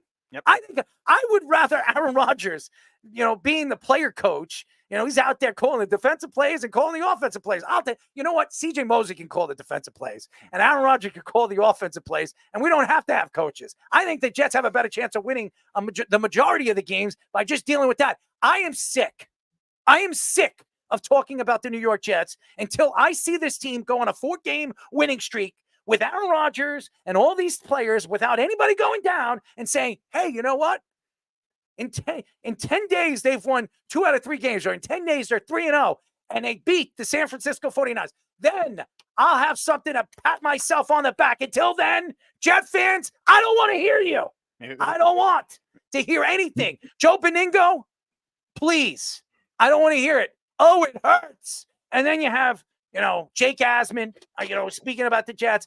You want me to go on? I could go on. I mean, we've had them all. We've had them all on this show. I'm not going to lie. I'm not going to sit here. I'm not taking shots at them. I don't disagree with some of their takes. I just don't like them. I don't like them.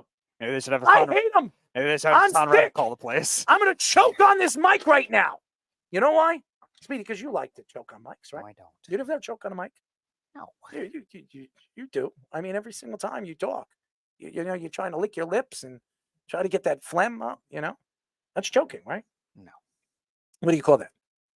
Talking. That's called talking and choking on your own phlegm? I don't have to make physical contact with the mic. Well, you can. I mean, It doesn't not going to be. It would be good. I mean, you do spit at the mic. I mean, it's pretty damn disgusting when I wipe it every single night. It is disgusting. I'm sorry. You do like to spit. I feel it over here. I feel the whirlwind of your spit coming right at me during the show sometimes. I'm just letting you know. One time it hit me in the forehead.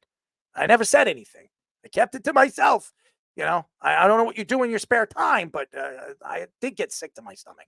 Anyways, Fish, what do you think? Speedy, Nas only had 1 mic also, so you got to clean it every so often. All I need is 1 mic, but he's not talking about that mic. Nope. Look, the reason why you're not hearing about the offensive coordinators, the whatever we have, is because none of them are calling plays. They're merely suggesting possible plays that Aaron will just not listen to, because he's the one calling the offense. He's the guy that got all these guys jobs so they can just sit there and just be the yes people for him. They might as well just all be in the darkness while he plays for the rest of the season and learn something about themselves, taking some ayahuasca like Aaron did, because that's as good as they're going to be. This guy is going to make all the plays as long as he's healthy. If he's not healthy, it's over. This is a house of cards, this Jets team. If they have a crack in it. Not House of the Dragon? I mean, I love that. I love that show, man. That's the best. I think they had to cancel House of Cards because of what's his face was on it, Spacey. Oh, But you know what I can tell mean. you, Like it's just I one can tell you a injury story about away. Kevin Spacey. Let me tell you. I can tell I you. bet. I've had my bump-ins with Kevin Spacey before. No kidding. Yeah, I'll tell you off air. It's very Yeah, interesting. I don't think there's any safe for work types of conversations about that guy from what I've heard. Well, But but look, the Jets, are they Super Bowl contenders? Probably if they could stay healthy, but no one's ever tried to throw together a veteran team, a bunch of guys from disparate places with so little dependent on their draft stock like they are right now. That's what's going on. They have some. It's not it's an unorthodox way to build a contender. Can it work? Does it look like they're a contender on paper? Sure, it does. But there's a big if here, right? There's the biggest if of any contender that's out there. And I think Belichick knows that. And I think that's why he's messing with them, that it could fall apart in a horrific way. Well, LeBron speaking out again, making airwaves and headlines, making me throw up. LeBron James named Tom Brady, Patrick Mahomes, Joe Montana, and John Elway as his Mount Rushmore of quarterbacks. On First Take, Shannon Sharp agreed with LeBron's list, but was torn with John Elway, Aaron Rodgers, and Peyton Manning. He ultimately went with Elway, who he played with. Sharp called Brady, Montana, and Mahomes no-brainers as the top three quarterbacks. Stephen A. Smith responded saying that putting Elway over Peyton is ridiculous. He added that LeBron should be disqualified from the NBA Mount Rushmore for making such a ridiculous statement. I actually agree with, as far as I'm concerned, with Stephen A. Smith, because why the hell is LeBron James speaking about the quarterbacks? Who the hell is LeBron James? I mean, if he wants to make the Mount Rushmore of basketball players as he puts himself on the top and Michael Jordan on the other side, I mean, I think it's ridiculous. No, LeBron, if he were to make a Mount Rushmore Mount Rushmore, he would just put himself twice as two sons. I love LeBron. He just pisses me off even further every single time he speaks. He really does. But I will come out and say, he's not wrong about Tom Brady. He's not wrong about Joe Montana. I don't know about John Elway. Where's Dan Marino? Where is Dan Marino? Dan Marino, statistically, is probably the greatest quarterback to ever play this game. Statistically, the greatest. Yes, he never won a Super Bowl. It takes a team to win a Super Bowl. I could say this over and over and over again. You need a good quarterback. A quarterback has to play well in some of the Super Bowls. As we all know, Tom Brady and quite a few Super Bowls did not look good. But his team did. You need a team to win. You need a quarterback to make the throws when need be. I am not going to sit here and not put Peyton Manning, Aaron Rodgers, or any of the quarterbacks I just mentioned. Why is Patrick Mahomes on the Mount Rushmore? He's not done yet. He is not done. Now, will he be? Absolutely. He still has a lot of career left. He could be number one. We don't know what he is. And yes, if he were to be done right now, Patrick Mahomes you can argue, is one of the top 5 quarterbacks of all time. But I don't know if he is. He hasn't done enough yet. Yeah, he won 3 Super Bowls. Again, it takes a team to win a Super Bowl. He is on his way of breaking a lot of records. And I'm not taking that away from Patrick Mahomes. I know everybody's going to think I'm crazy here not putting Patrick Mahomes on Mount Rushmore. How many years has he played in the NFL? 6? These guys, I mean, it was a different game when Joe Montana played. It was a different game when Tom Brady was at an elite level. Now, obviously, Tom Brady won with the Buccaneers. We all know he did win a Super Bowl after the fact when he was like 43, 42 years old. Fantastic. There's a lot of reasons why Patrick Mahomes has won those Super Bowls and 3 Super Bowls in such a short time. Andy Reid is one of the greatest coaches of all time. He's one of the greatest offensive minds we've ever seen. You need a good coach to win. Ask Tom Brady. I know everybody keeps saying Tom Brady won without Bill Belichick. Does Tom Brady win 6 Super Bowls without Bill Belichick? The answer is no. Not a chance in hell. And Bill Belichick probably doesn't win 6 Super Bowls without Tom Brady. It takes a team to win championships. Now, Shannon Sharpe. Shannon, shame on you. You played in the NFL in the 90s against Dan Marino. You know what Dan Marino was. Okay? It was at the tail end of Dan Marino's career. It was like, I think he was drafted in 98, 99. But Shannon Sharpe knows who Dan Marino is and what he did for the NFL and football. And playing on that crappy Dolphin team year in and year out with no number one wide receiver. Yeah, you have one or two here and there. And I don't want to hear that Tom Brady never played with top-end wide receivers or top-end players at different positions, because that's a lie. Gronk is probably the best tight end ever. Randy Moss is probably one of the top 5 wide receivers ever. I mean, Edelman's probably the best playoff wide receiver, probably top 5 top wide receivers ever in the playoffs. Wes Welker is pretty damn good too. And good running games. And good offensive lines. And great coaching and defense. Again, LeBron James should not be speaking. I don't want to hear LeBron James speak anything but basketball. No politics, no music. I don't care what you like to listen to. It doesn't mean anything to me. I want to hear about what you think about the Lakers this year. Where are the Lakers going with J.J. Redick? I would like to hear that one. Tell me, try to pitch a sale to me on that one. Because to me, when you look at that roster sucks. And they're going nowhere with that roster. I was going to say, do you really want to hear it? I do, because I want to hear the bull crap that comes out of his mouth. They're a 10th or a 9th seed at best. The Lakers stink. They're not good. No, don't tell me about your son Bronny and what he's going to be. He's not going to make a difference on that roster this year. He's never going to make a difference, honestly. I'm just speaking the truth. I'm right now looking at this Mount Rushmore. Shannon Sharpe, and Stephen A. Smith. I want to give Stephen A. Smith a pound. I want to give him a pound. Because Stephen A. Smith is the first person to step in and tell LeBron James to shut the F up. I'm going to be the second, even though he probably doesn't care that I'm saying anything. Who the hell is this guy? I'm going to tell you who I am. I'm going to tell you, Mount Rushmore, when you're comparing quarterbacks and what they did, you got to look at errors. You got to look at the game for what it was when they played. And Dan Marino, I can argue, was the greatest quarterback to ever play the game. Honestly, numbers would tell you that he was. Could you imagine Dan Marino play with the rules now in the NFL, in the prime of his career? I mean, he would have thrown like 150,000 yards. I mean, the guy had the best arm. It was so accurate. It's such a beautiful throwing touch. I mean, it was amazing. I couldn't stand him. I'm a Jet fan. I couldn't stand when he played the Jets. He always killed the Jets. Oh, my God.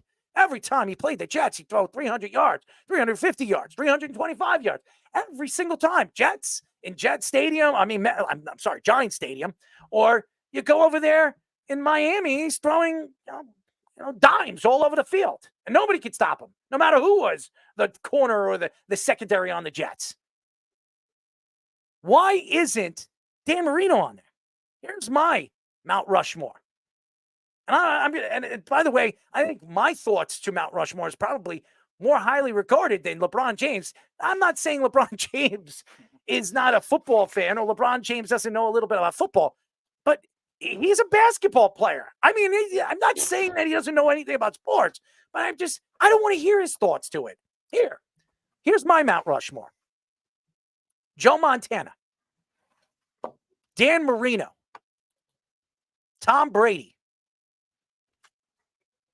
Peyton Manning,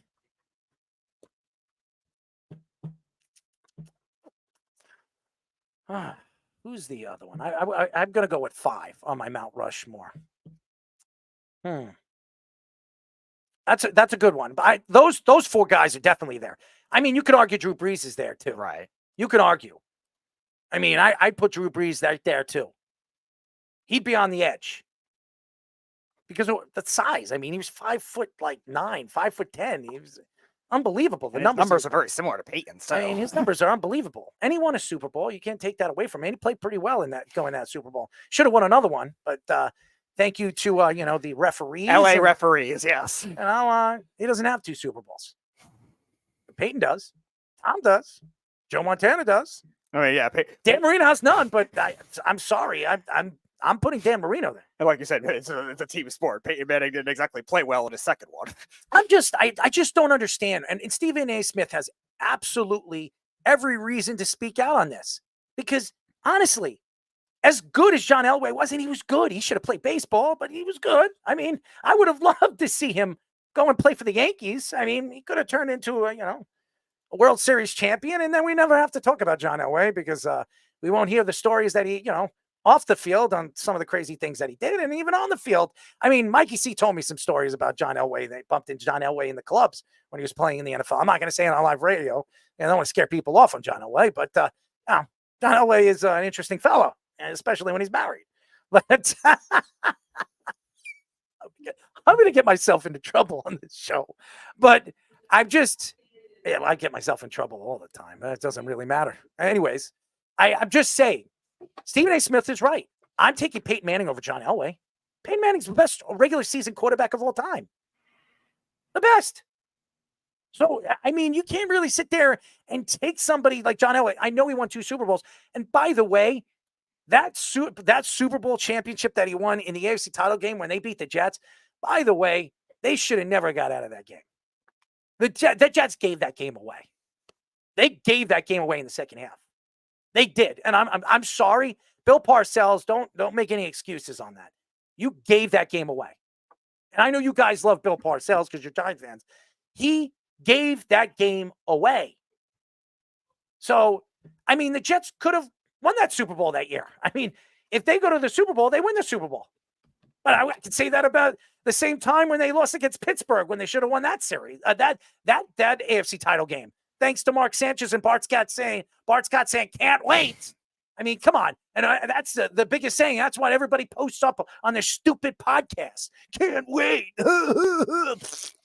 Yeah, I'm sure they'll be waiting for quite a while at that rate that they're going. Bart Scott's all over ESPN and all that other stuff. And I shout out to Bart Scott. I like his personality. I don't think he knows anything about anything but football, but I like Bart Scott. I do. I like his personality. I think that he needs to stick with football. But Bart Scott was overpaid. He was an overpaid player.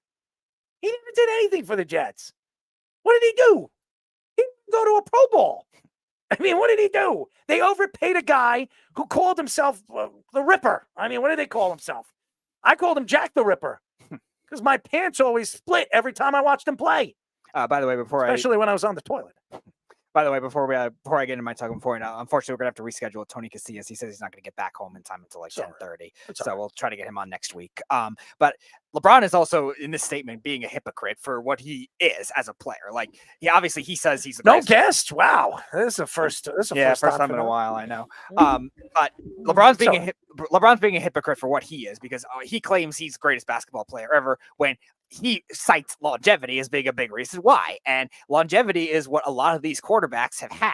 And Tom Brady being the biggest one of them. Even Peyton Manning, before he had that neck injury, had good longevity. Drew Brees had good longevity. And LeBron is claiming a quarterback in Patrick Mahomes, who started in the NFL for 7 years, is already a top 5 quarterback in the NFL. It's ridiculous. And Shannon Sharp agreeing with that is ridiculous. I understand he's won 3 Super Bowls in 7 years. That's great. Again, it takes a team to do that. It's not one player. Yeah, he played well. There's no question that he did. But you don't know if, let's say, Patrick Mahomes goes down and he breaks his back. Hopefully it never happens. He breaks his back. His career's over. Is he really a Hall of Famer? I mean, if you look at the numbers, he won 3 Super Bowls, but is he a Hall of Famer?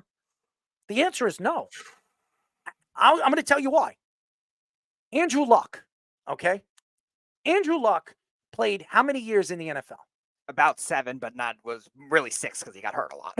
7 years, okay? Andrew Luck played 7 years. And everybody's going to say, well, if he won 3 Super Bowls, you put him in. No, you wouldn't. Because Andrew Luck was one of the best quarterbacks in the NFL. Every single year, he was healthy.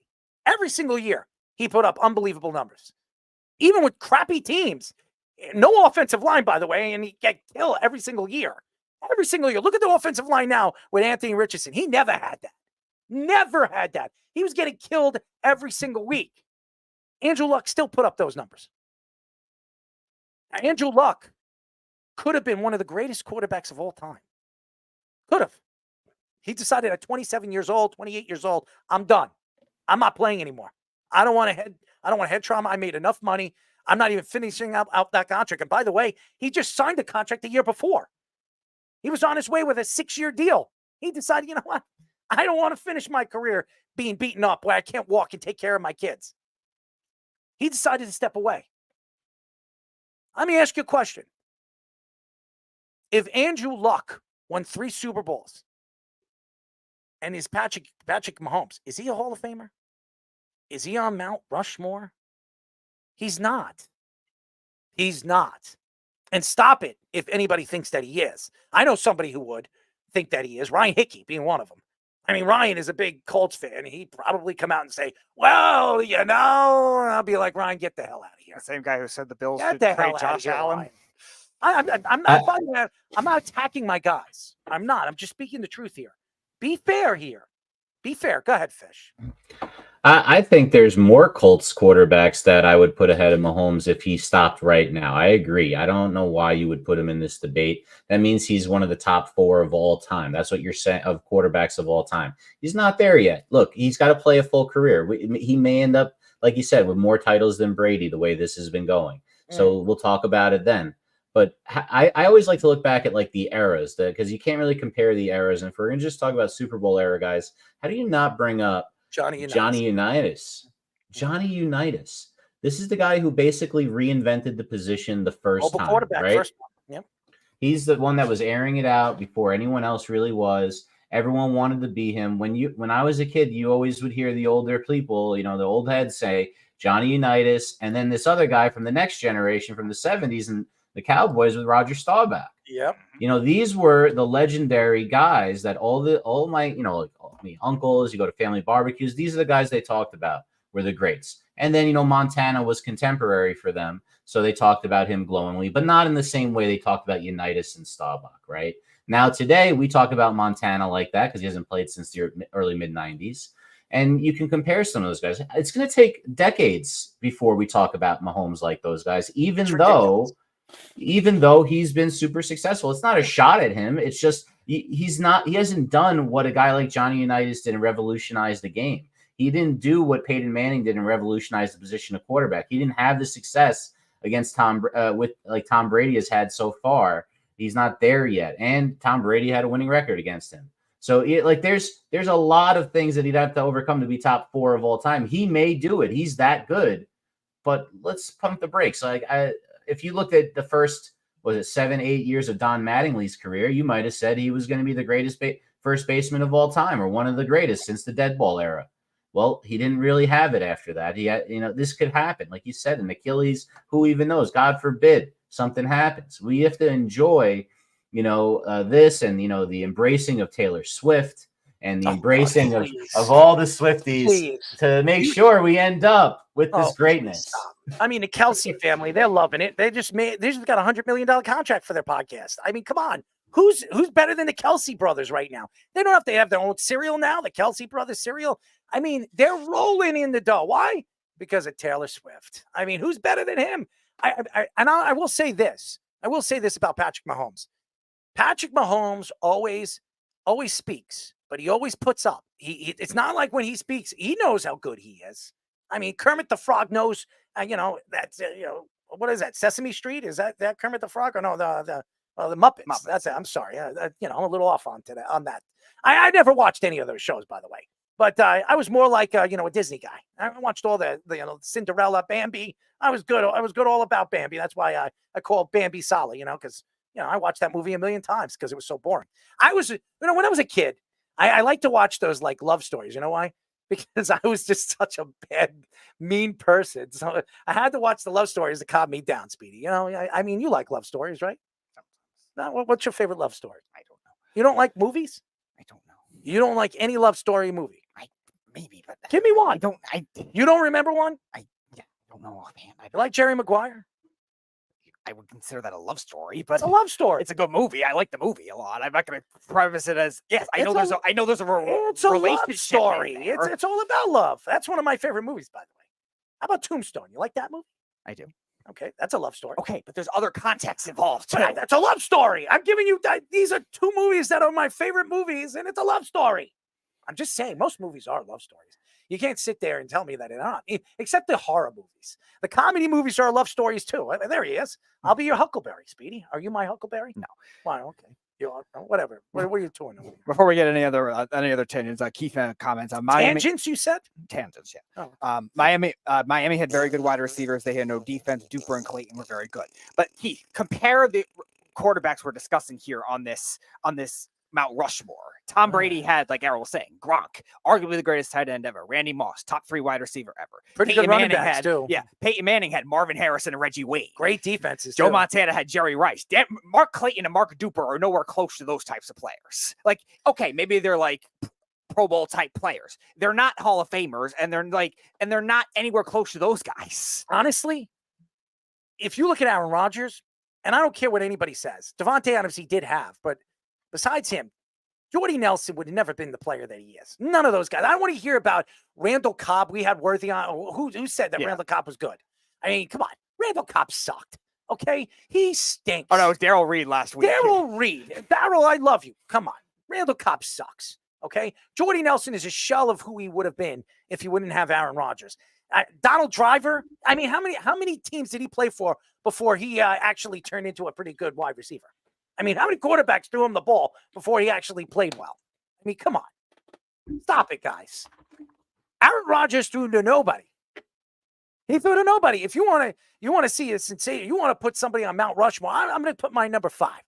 I'm going to put Aaron Rodgers. I would put Aaron Rodgers over Patrick Mahomes right now, too.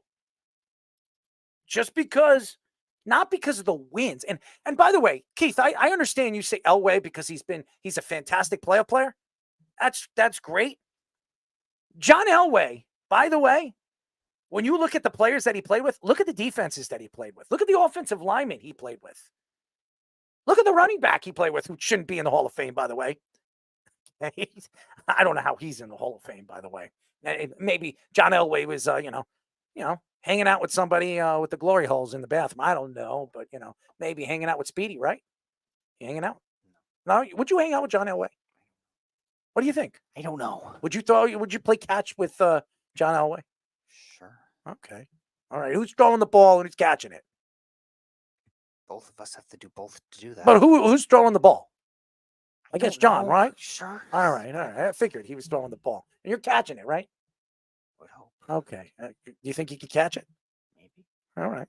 Spiral? Nice straight spiral? I would hope so. He's a right at the Hall of chest? Fame quarterback. Okay, I'm just asking. I mean, I'm just. Anyways, John Elway. I'm not saying John Elway couldn't be on somebody's Mount Rushmore, but like you said, I agree with you, Fish. I mean, Johnny Unitas was there. Bart Starr was pretty good. I mean, if you go from different different decades, I mean, you could find guys. I mean, I don't think Terry Bradshaw is... No, he had more help than anybody. Yeah, I'm not saying Terry Bradshaw, but, I mean, there were a lot of good quarterbacks. To say that I would take John Elway over all of those guys, that's a little crazy. And John Elway, he pretty much picked where he wanted to go when he was getting drafted. Right. Okay? He was the original Eli Manning. Yeah, he was a crybaby. He forced his way to the Broncos. Forced his way to the Broncos. You know why? Because he didn't want to play for Buffalo. He didn't want to play for Buffalo. I don't know if anybody knows that story. You know what Buffalo did? They drafted Jim Kelly. I know, even though Jim Kelly never got over the hump, 4 Super Bowls in a row. I mean, that's pretty successful. I'm not going to lie. Yeah, and the Dolphins drafted Dan Marino in the same draft, and the Chiefs drafted Todd Blackledge instead. There you go. I mean, it's you can argue. I just think LeBron James is out of his damn mind. I really do. I think he needs to stick to basketball and stay away from it. That'd be like Was that the Jets also? What happened? Speedy, did the Jets take Ken O'Brien in that draft as well? Please. Oh, You want to? We've taken too many That's jabs a at the Jets, legendary. and I figured I'd change it. Do you want me to throw up even more? Stop. I mean, I remember that draft too. I was a young kid in that draft. Oh, I wasn't even watching the Jets at the time, but I watched that draft because the NFL Network played that draft. And boy, oh boy, the drafts are nowhere close to what they are now. I mean, they would just call out names from round to round. It was more than, I think it was more than 7 rounds. I think it was like 11 or 12. There used to be 9 at one point, Yeah. and I'm sure it was a little more even before that. But it was also funny when you watch that clip, like because I think he was 26 and Marino was 27. The commissioner at the time also announced the position, so they said quarterback. So all the Jets fans thought they were taking Marino. As a Jet fan, the Jets had a chance to get Warren Sapp. No, you know who they decided to draft? Kyle Brady. Okay, Kyle Brady. Please, I could go back on so many times, just an absolute debacle of the New York Jets. They had guys sitting there, waving their hands. They had a chance to get Dan Marino. He was sitting there twice, and they couldn't take him. So it just. Didn't Marino get in trouble in college or something? Yeah, Like he it did, hit, like right. he had a good season, but he got in trouble and he He fell. was- they said he was doing cocaine or something. He got caught with drugs, and he wasn't really doing that. I think it was a drug thing. Something happened. He got caught, at a party or something. It's a good thing he went to Miami. Perfect place for that, not to get a habit doing something like that, I don't know if he was doing that, but again, I just think it's so funny. It's so fitting to see LeBron James come out, and then you have Shannon Sharp and everybody, Stephen A. Smith. Where's Wright? Where's Nick Wright from all this? I mean, Nick Wright would probably put Mahomes number 1. He's hanging on, he's hanging on LeBron James's left testicle. I mean, seriously, everything LeBron says, LeBron's a god. I wouldn't be surprised if Nick Wright or Mahomes is the greatest. Gargle it, Nick. Gargle it. You can't even take Shannon Sharp seriously. Like I have trouble taking him seriously sometimes anyway. But on this one, he just was like, that man got me 2 Super Bowls. He's number 4. Like, I don't care. I don't know what you're watching, but that guy got me 2. And he wouldn't even bother with the analytics. He's just like, that's 7. 7 did this. He talked about it like how Steelers guys would talk about Roethlisberger as 7, like that type of thing. And good for him. Shannon Sharp was an amazing. I've broken a lot of records. I've broken a lot of records, but over the last past week, I take 7 dumps a day. I mean, I'm on my way for number 7 tomorrow. So just so everybody knows, number 7 is lucky for me. Let's stay away from that on Thursday night because I don't need to be on the toilet, Speedy. Or you're going to be taking over that show in front of all those people. What do you think about that? Who knows? Well, if it's 7, that means how about we set up a toilet right there in front of the fans? What do you think? If you want to go embarrass yourself, go ahead. Why am I embarrassing myself? Because most people would be humiliated by that. I'd be humiliated No, by taking a dump. I didn't say you. I am not humiliated on anything. I would walk around the bar probably butt ass naked if you dared me to. I think I do pretty much anything. You want to go do that with? I'm not ashamed of myself, Speedy. I'm not ashamed of myself. I do like crazy things, and and maybe that's why Brittany stays with me. So, well, if you're gonna do a number 7, that's 3 deuces and a number 1, or is that 2 deuces and 3 number 1s that you're gonna take while you're there live on camera? I would be 2 dumps. That would be interesting. I mean, and they don't smell, right, Speedy? Okay. So that doesn't matter. I mean, I would encourage I'd that. be hanging out in the bar. I gotta go, guys. I gotta go. You see me sitting over there. It's right by the fireplace, and they got a toilet set up for me. I mean, who's better than me? I mean, sit over there. Got a mic in my hand, and a computer in the other, or my underwear in the other. What do you think about that, Speedy? I would probably go to the other side of the room. Fish, enjoy doing the show on your own.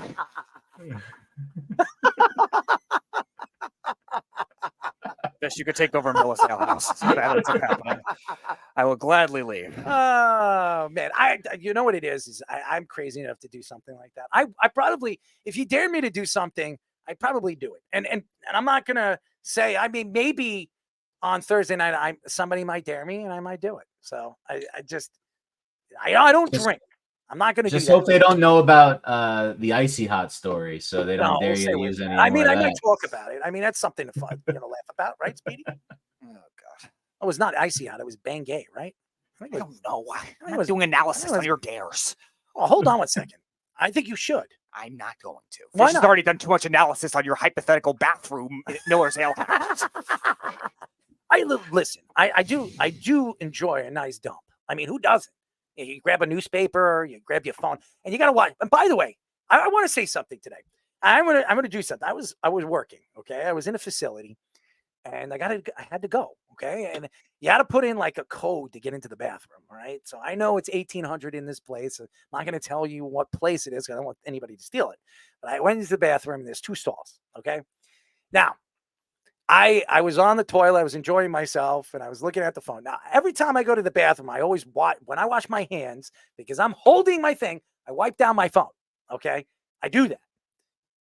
This guy came in. All right, I saw him. Jot the numbers. I'm enjoying myself. I had about 10 minutes to enjoy it. And this guy comes in, sits on the stall. I know he's sitting on the stall. And you hear him go, just exploding off, off the, I've never heard so many, farts in my life. I mean, it was out absolutely for 5 minutes straight. It just like, me, like squeezing his cheeks. All right. He was done. Wipes his, what, and he's about to walk out. He doesn't even wash his hands. He just walks out. Ladies and gentlemen, okay, if you're going to take a dump, make sure, if you're looking at your phone, which he probably was, wash your phone, wash your hands, and please make sure nobody's sitting on the other stall or in the other stall. I mean, Speedy, you especially with those holes, I mean, you need to stay away from those things, Anyways, that's a true story that happened today. It's kind of disgusting. I was really, disgusted. I mean, you're out there, you're in a facility. There's so many people with sicknesses, and you're around 1 million different people, and you take a dump and you don't wash your hands. I mean, come on. I mean, we're trying to teach our kids something. I mean, I don't have any children yet, but my first thing I tell my kids is when they actually know what right and wrong is wash your damn hands. Anyways, Speedy, you wash your hands, right? Okay, I'm just asking. I don't, we shake hands. We, sometimes give it like a bro hug. I don't want to make sure. I want to make sure that I'm washing my hands after I touch you. If you're not washing yours, I don't want to get diseases or anything. There's a disease going around, speedomia. You ever heard about that? Why are you falsifying things for medical people? I'm just telling you, there's a disease out called speedomia. I'm just letting you know. You got to be careful. Why are you freaking people out for no reason? I'm not freaking anybody out. There is, like a flu-like symptom called speedomia. I mean, seriously, and you got to stay away from that. It's dangerous. Anyways, I just wanted to let everybody know. Gerrit Cole suffered a leg injury during the start yesterday and left the game during the 7th inning. The Yankees diagnosed that it's a calf injury and will likely require an IL stint. Cole was also scratched from the start July with body fatigue and didn't start his season until June due to an elbow inflammation. The Yankees also still have pitchers Luis Heel and Clark Schmidt on the injured list, possibly coming back next week. Cole has a 3.86 ERA, a 1.33 whip, 69 strikeouts, and 12 starts this season. The Yankees currently a half game ahead of the Orioles for the number 1 spot in the East, ladies and gentlemen. What does this spell for the New York Yankees? That's what it spells, ladies and gentlemen. If Gerrit Cole is going to go on an IL stint, how many games are left in the season? There's about 15 games left, maybe less.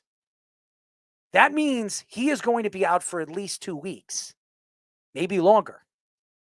That means he might not play in the first round of the playoffs. That is bad news for the New York Yankees. Bad news, because Gerrit Cole is the only guy right now I'm going to trust in this rotation going into the playoffs. Last year, who was the best pitcher for the Yankees in the playoffs? Gerrit Cole. Gerrit Cole is a good playoff pitcher. He is. He is actually really good. If you look at his ERA, you look at his whip, it is good. Now that he is on an IL stint, that is a significant injury, and it's definitely could backfire at the New York Yankees. I don't care what this lineup is going to do. And by the way, this lineup has played crap offensively in the last past month. As a matter of fact, the Yankees have the worst record in the MLB against under 500 teams. Does anybody know this? The worst record against under 500 teams, and the best record for over 500 teams. Now, everybody's going to say, well, everybody that makes the playoffs are over 500. What does that mean? You got to play against each team's best pitcher, each team's best lineup. And your best pitcher is now on the IL. I just, as a Yankee fan, and this always happens to the New York Yankees. Always happens. Every single time. Every single time the season's almost over, the Yankees are right there at the cusp, and these bad injuries happen. Last year, Aaron Judge. He gets hurt, with the Dodgers, playing against the Dodgers, showing off to his family. They come and fill out the seats. He hurts his toe. He's not the same player, in the regular season. For the rest of the season, goes into playoffs. He's a shell of himself. Giancarlo Stanton, remember him? He's a pretty good playoff player for the Yankees. Last year, went into the playoffs. Shell of himself. Why? Because he's an injury-prone player. This is a problem. This pitching staff, this bullpen, horrible right now. This is the worst. And I'm going to go into it. Before the All-Star break, the Yankees had the best bullpen in football, in baseball. You can argue that this was the best bullpen in baseball. A streak for 3 years in a row now. Going into the second half, and I know everybody wants to blame Aaron Boone. It's Aaron Boone's fault. Gargle. Why is he the manager of the New York Yankees?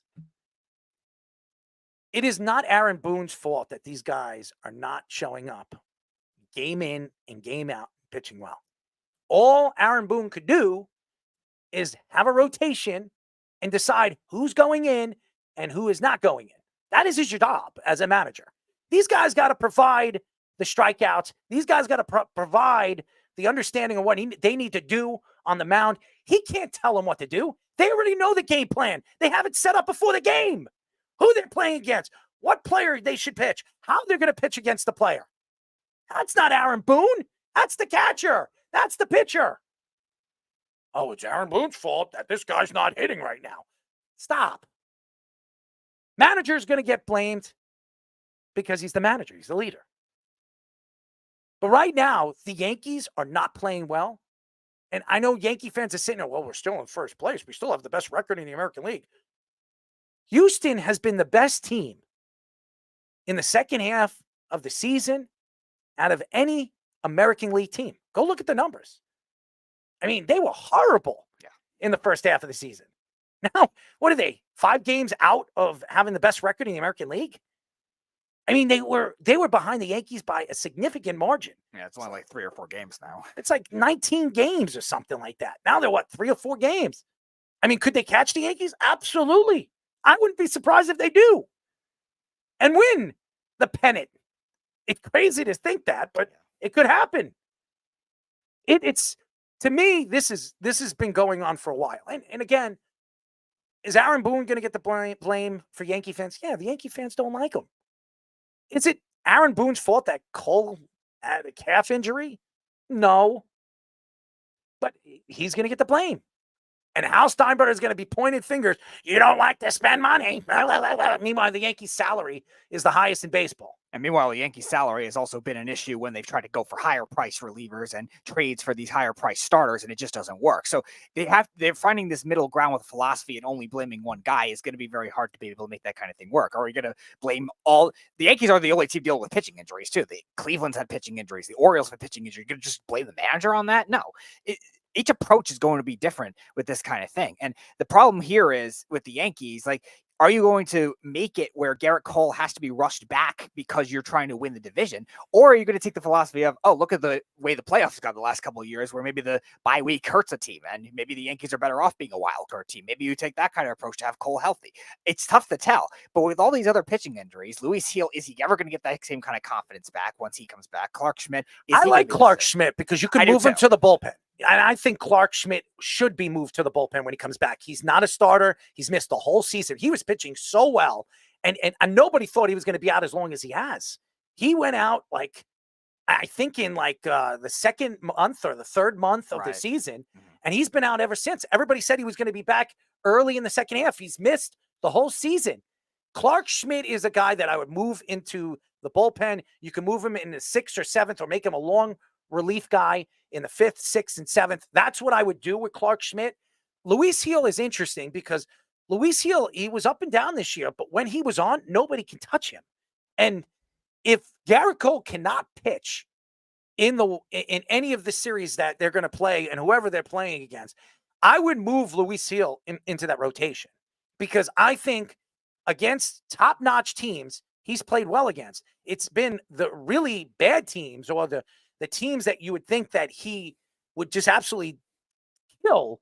He didn't pitch well against. So the only game that I thought he got beaten up on in is the Cleveland series, that Cleveland game where he got killed. He got shelled with 8 runs in like 2 innings. Besides that, I think Luis Gil against the better teams has pitched well. It's just the bad teams. So I think Luis Gil coming back and Gerrit Cole going down, but this is a bad sign for the New York Yankees. I don't know if the Yankee fans are going to sit here and say, well, Gerrit Cole needs the rest. He'll be back.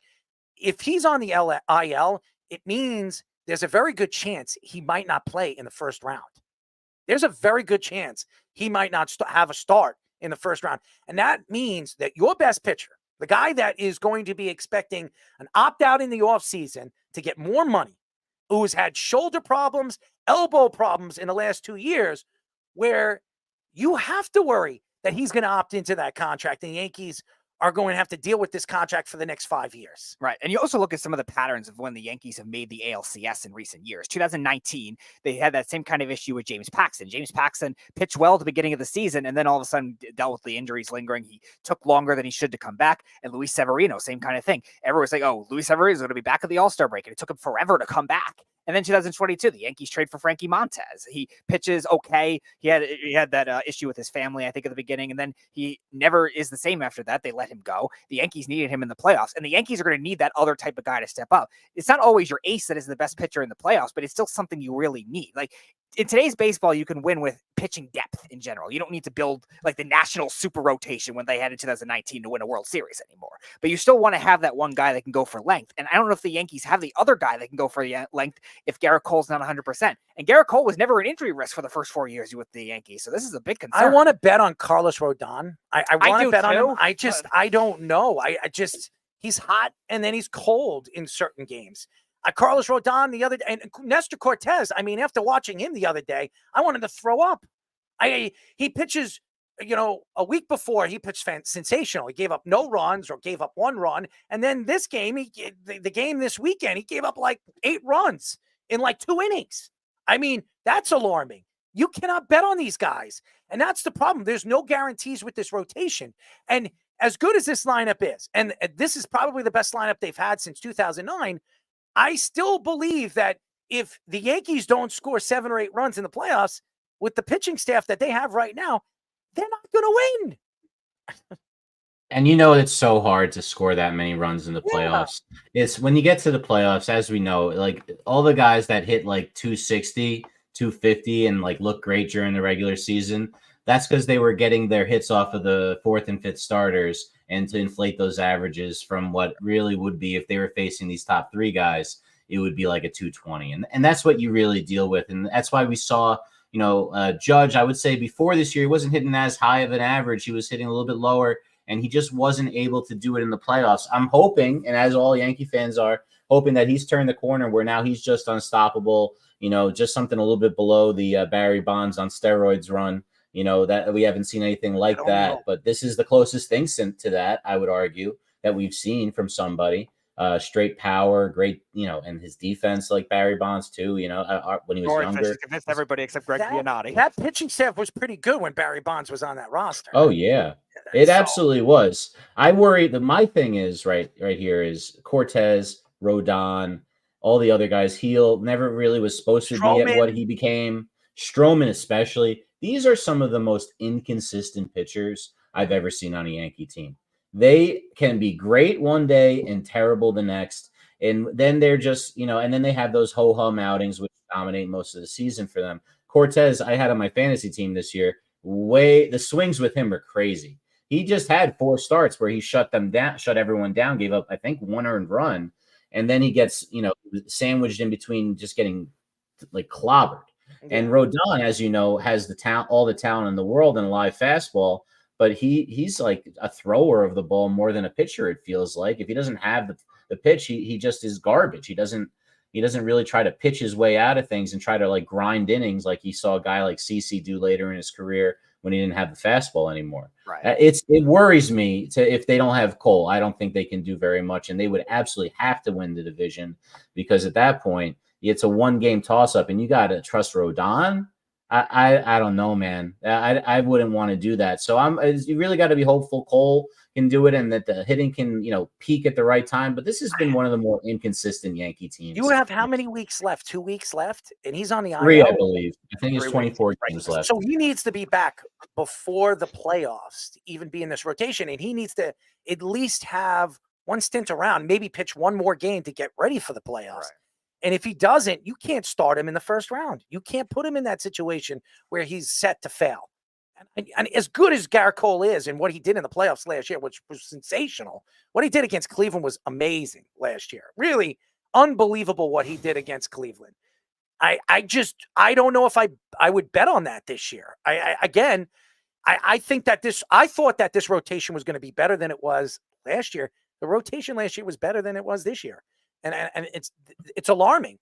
And look, there is not going to be an MLB team that's going to break over 100 wins. That says a lot about where the league is now and how close these teams are to one another. So, I mean, there's a lot of questions to the New York Yankees and what the Yankees are going to do if Gerrit Cole is not ready for the first round of the playoffs. And again, they might not be. If they win the pennant, they don't have to play in the wild card game. If they're the number 1 seed, they don't have to play. So that gives Gerrit Cole at least maybe a week to heal up. So they got to hope that they can win out and win the pennant so they don't have to play in that wild card game. And honestly, Cleveland, Houston, Baltimore, all 3 teams are healthy right now and playing great baseball. And the Yankees, I mean, Orioles are back and forth. Yeah, they're not very healthy either with the rotation. Yeah, but I think the Orioles are going to get healthy. I think they're going to have all their pitchers back in a week. So I worry about them.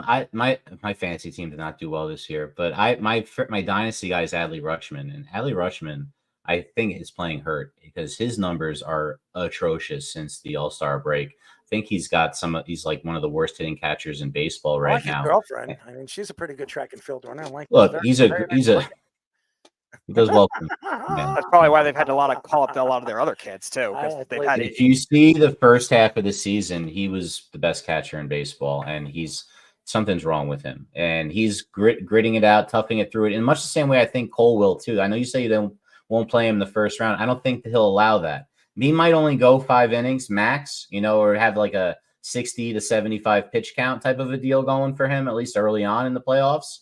That they can't not use him, and he's not the type of guy, as you know, that Cole is just going to demand the ball. He's an old school guy who wants complete games. That he learned from Verlander. That's the guy that you want to have on the mound. Hasn't been hurt before this year, so he got hurt. When you come back, sometimes you come back too early. Your body's not in the right shape. You're seeing it right now. We just got to hope and pray that he can get healthy in time. He's been the best. He's been the best Yankee pitcher in the last 2 months. There's no question that he has been. And the most consistent, because when he came back, he was not pitching well. I think his ERA was at 6. Yeah. He brought it all the way down to 3. That tells you how good he's pitched in the last 3 or 4 starts. I mean, Gerrit Cole he's not the Cy Young winner that he was last year, but he's still a quality pitcher, one of the elite pitchers right now in the American League, top 3 in the American League. I still, the Yankees got to decide if he decides to opt out, what they're going to do with him. And if somehow he puts on a clinic and he makes the playoffs and he decides to pitch in the playoffs, he is going to opt out of that contract. And the Yankees got to decide. He's 32, 33 years old next year. He's got 5 years left on that contract. Is he worth the money to invest in? Or you decide if he opts out to let him go, give Soto the money, and then go after another pitcher that's going to become available, free or one of these guys, where you add another lefty in Yankee Stadium. Who do we got? We got Keith. Keith, what's up, buddy? What's going on? What's going on, man? Unless I heard you were talking about the quarterbacks, you really don't think that Mahomes wouldn't be in the Super Bowl? I mean, in the Hall of Fame, if he got them. Again, you're not listening to what I'm saying. Again, I'm gonna. I might have heard wrong. Okay. All right. Here's what I'm gonna say. Hall of Famer. Here's first of all, he's not a first ballot Hall of Fame. If he were to retire, Absolutely, he's not. He's he not. would absolutely be voted in first ballot. Really? So you think he is that? Oh yeah, no question. All right. The guy, bring up Andrew Luck. Bring Andrew Luck's number. Bring Andrew Luck's number right now and put it up. Put it up. Andrew Luck's numbers right now to Patrick Mahomes. Just bring it up. Patrick Mahomes is a better quarterback. They throw different angles around his back. He makes Andrew Luck, 86 games. Hold on. Be quiet for a second. Andrew Luck, 86 games, has had 23,671 passing yards, 60.8% completion percentage. He has 171 touchdowns and 83 picks. Okay. That's great. That's great. How many Super Bowls? Hold on. It takes a team to win a Super Bowl. How many times? What do you know? Patrick Mahomes, 10 more games. All right. What is it? Patrick Mahomes, 10 more games. 219. Hold on. 219 touchdowns, 63 picks, 66.5 completion percentage, and 28,424. Same numbers. Same exact numbers. Yeah, I know, but Mahomes is still got that. He's got that it factor. He's a winner. And you're telling Andrew Luck wasn't a winner? He had to play against Tom Brady. He didn't Stop. You had to play Tom Brady at the top. You had to play Tom Brady. You had to play Drew. You had to play all these great guys a year in and year out. Let me ask you a question. Who's an elite quarterback that Patrick Mahomes is beating? Give me an elite quarterback right now that you would put against, and I'm not saying Aaron Rodgers because we don't know what he is. Wait. You mean in a Super Bowl or games? Oh, my God. If you look at Patrick Mahomes right now, and you compare the quarterbacks right now in the league, and you compare the quarterbacks in the league when Andrew Luck was in the league, who has more competition? Right now, I say Mahomes by far. Oh, my God. Look at all these great young quarterbacks. Oh, stop. Are you kidding me? Look at Jackson, Allen, Rodgers. Oh, God. Hold on, I'm not even done. The kid. Bring up the quarterbacks that he had to play. What? Keep naming. Go ahead. All right, how many? Now, what did Luck have? Let's start right there. I'll just leave it at that. What did Luck have? Oh, I don't know. Drew Brees at the top of his game as a prime player, who's a first ballot Hall of Famer. I don't know. Tom Brady in the prime of his career, Hall of Famer. How about Peyton Manning putting up the numbers he did with the Broncos before he had the injuries that he had? The Broncos? He didn't put up great numbers with the Broncos. His first 2 years he did. First 2 years. Record-breaking years. Record-breaking years. Record-breaking. Yes, for he the broke Broncos. a passing touchdown record that Brady had in 07. Listen. Peyton Manning was one of the worst quarterbacks ever. Who cares? That's fine, but that doesn't. Regular season, that's what made. There's a difference right there. There was more talent when Andrew Luck was in the league than Patrick Mahomes at his position. Stop it, Keith. Dude, and you why know does everybody, including guys who retired, great quarterbacks, say that Mahomes is the best? You're talking about 7 serious seasons. I don't care what they say. 7 amazing seasons. Oh, 7 amazing seasons. An amazing coach, amazing Kelsey, who's wait, arguably the greatest tight end to play the win game. a Super Bowl with any other quarterback. Let me ask you a question, Keith. No, answer my question. Let me ask you a question. When did Andy Reid become a great coach? When Mahomes started. Andy Reid was a great coach. Before that, he went to a Super Bowl. Yes, he was did. a very good coach. We became better and better. He had to play Bill Belichick and Tom Brady. Stop. Stop. He had to play Bill Belichick and he had to play Tom Brady. Okay? And he had to play horrible with the Eagles as a time management guy. I'm sorry, but I could name a bunch of coaches that were great. Hall of Famers that were terrible at time management. Stop. That doesn't make you a great coach if you're not doing clock management. When he got better with that, which isn't because of Mahomes, he became better as he became out. Andy Reid is a great coach, but he didn't. Mahomes, if he was so great, he would have won when he was in the other Super Bowls. He didn't. He won until Mahomes. It's not the other way around. Remember that. He didn't win a Super Bowl until Mahomes, and he's been 4 of them with Mahomes. Not just because of Mahomes, you're right. Mahomes is you know it, man. He is exceptional. Nobody is taking away his talent. And by the No, way, not his talent.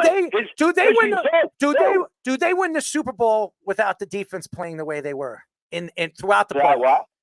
Do they win the Super Bowl playing the way they played in the playoffs with just Patrick Mahomes? Without Patrick Mahomes, you said? Oh my God. Do they win the Super Bowl the way that defense was playing if they didn't have the defense playing the way they were?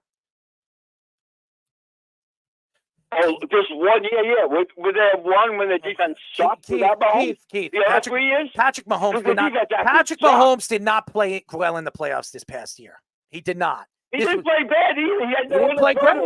He didn't play great. And he came out clutch every time they needed him, did he not? He turned it on the second half. That's because the referees were giving him all the calls in the second half. Stop that ball. Referees don't win or lose games. They're always even out. Oh, Stop. Kansas City was getting all the calls. The NFL wanted Taylor Swift and the Swifties to win. Why would they want that? Popularity. That's why. Popularity. Why? More people, more fans in the seats. Come on, stop. Keith, are you going to tell me the NFL didn't want the Kansas City Chiefs to win the Super Bowl last year? You're going to tell me? I'm going to tell you that. Oh, come on, Keith. I don't think they care less last year. Why would they? What matter what? Either way, the NFL is going to sell out no matter who wins the Super Bowl every year. It gets more and more popular every year. So there's no reason for that. They gain nothing out of that. Not one dime, nothing. You're going to tell me right now. You're crazy. All right. Let me ask you a question. Lamar Jackson's in the Super Bowl versus the San Francisco 49ers. Is that a big draw like the Kansas City Chiefs? If Lamar Jackson and Baltimore were in the Super Bowl against San Francisco, you think that's a big draw? If Baltimore played them, that'd be a huge draw. You think it's bigger than Kansas City? I think it'd be just as big. You're I think any Super Bowl will be that. No way.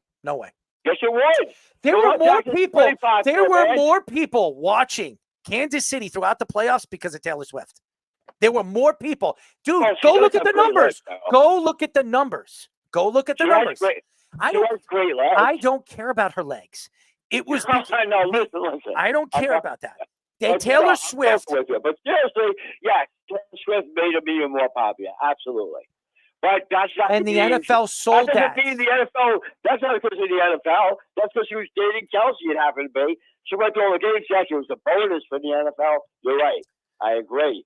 I'm just saying it didn't matter won or lost. Either way, people watch those games. Did you watch into the Super Bowl? Did you watch Kansas City? Did you watch Kansas City and Buffalo? Into the Super Bowl, yeah, but they dominated both. Did you watch Kansas City and Buffalo?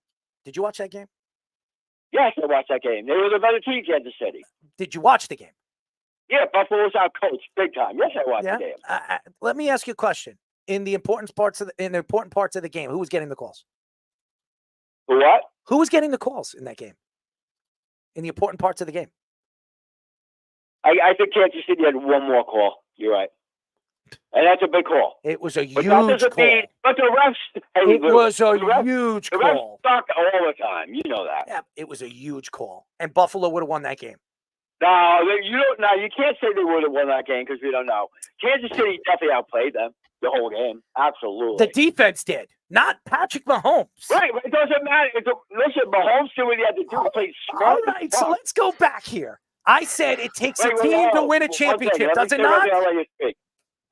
There's just one thing I will not say a word. The only thing is, the other two Super Bowls they won, if either end, their defense sucked. It wasn't even average. It was below average, and they won because of Mahomes. So that's all I got to say. Now go ahead. So when they beat the Eagles, it wasn't their defense at the end of the game that won them the game?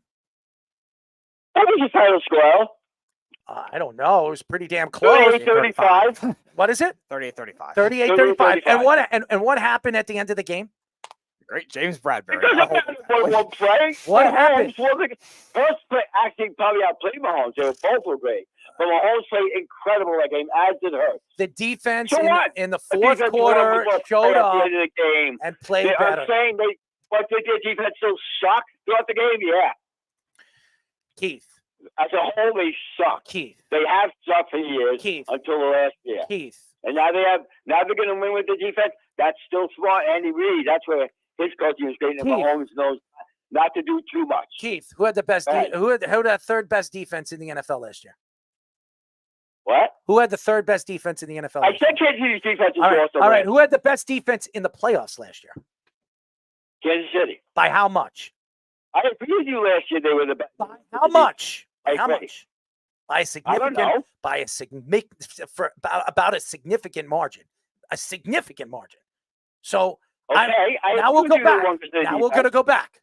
Patrick Mahomes. Now, he won the MVP. And the only reason why he wins the MVP is because he's the quarterback. The quarterback always wins the MVP, especially when it's Patrick Mahomes. Okay? I don't think he should have won the MVP last year. I don't either. But you want to know I something? think you should have given it to the defense, believe it or not. I think Chandler Jones was pretty dominant in the second half of the game. I mean, he Yeah. absolutely. Yeah, and, no, I and agree. McDuffie I agree. absolutely shut down Ayuk. Okay? Now, Mahomes played a great second half when he had to, but I agree. I do agree with that. What I'm trying to say here is it takes a team to win. Oh, absolutely, man. That's why Marino didn't win, because he had no defense. All right. He did have better receivers than you said, though. He absolutely did. Now let's go to Andrew Luck. Okay. Andrew Luck did have the same team. You're right. I'm with you on that. Andrew Luck had nothing. He had an old I Reggie. think Andrew Luck was He a had very a good Reggie. quarterback. Not quite that Hall of Fame, though, but a very good quarterback. He wasn't great. He had an old Reggie Wayne, and he had. No, I'm with you. He had nobody. I'm with you. He had nobody. Could you imagine Andrew Luck on this Kansas City Chiefs team with Andy Reid coaching him? Well, he wouldn't have the same success because one thing different. He would have won the Super Bowl probably, maybe one. Maybe we'll I never think he know. wins two. I think he wins two. Hypotheticals. But the thing with the Holmes is his escapability, his arm angles are like nobody else's in the history of the game. Like nobody's, and you know that. He throws some all different crazy arm angles. You know, they've never seen anything like it. Listen, I think he does a lot of crazy things, and I think he better chill out because teams are going to start to read him and figure it out. I mean, read him. It's been 7 years. They still don't read him. I mean, he's throwing back. What do they call back over the back passes and stuff like that. It's going to catch up to him. It's going to catch up to him. It's going to catch up to him. And if you do that in the playoffs and teams start to read him and see, he won't. He was just having fun. It was a preseason. I doubt he'll do that. I will put my money on it. And you know what? More power to him. He's probably bored. What else does he got left to show? He's just amazing, man. I've never seen. I'm talking about all quarterbacks. No one's ever had the talent he has. Yes, more longevity, but he would be in the Hall of Fame right now if he died tomorrow in a plane crash. I don't. Yeah, because he died in a plane crash. I mean, if you look no, at I don't care if he got hurt. He would. I don't think so. Because it's longevity. You know the NFL players. You know the way the writers are, man. Yeah. He would. They go by. Hey, Eli Manning doesn't deserve it at all. I don't think he was a five. I know you do, and I'm a Giants fan. 500 average quarterback at best. He had many shitty seasons. Okay, but he came up big when he won 2 Super Bowls, right? So he's gonna get in. Dan Marino was a 10 times better quarterback than most guys. I'm with you on that. He could be the greatest of all time. I agree with you. He had a sick, quick release. He was on a team with horrible defenses. It takes a team, absolutely. But Mahomes also didn't have good defenses until last year. Not even good. They were mediocre at best, usually below average. Speedy, do me a favor. That's true. Speedy. The 3 Super. All right. I want to find out where they were ranked. I think Rodgers also is better than most guys, even though he only won Super Bowl. Who? He's great. Who? I'm with you. Rodgers. I thought Rodgers, talent-wise, was better than Brady. People will argue with me, but I just do because of the way he goes. I agree with you. Like going on a run, man. Rodgers is sick. 75 down the field on the money passes. I think Aaron Rodgers. I do. I put him in my top 5. I think Aaron Rodgers, and I've always argued that. Always thought he was better than Tom Brady. I've always said he was better than Peyton Manning. I've always said he was better than Drew Brees. I've always Peyton Manning was a great regular season quarterback and an awful playoff quarterback. Awful. And Clooney is great. Yes, he just was. He was a brilliant guy. I think he would have been a great head coach because he was the head coach out there, as you know. Audible almost every play. But, everybody's got their different. It's so hard to compare. You can't pick. You can't. Even we're not even giving the old school guys there too.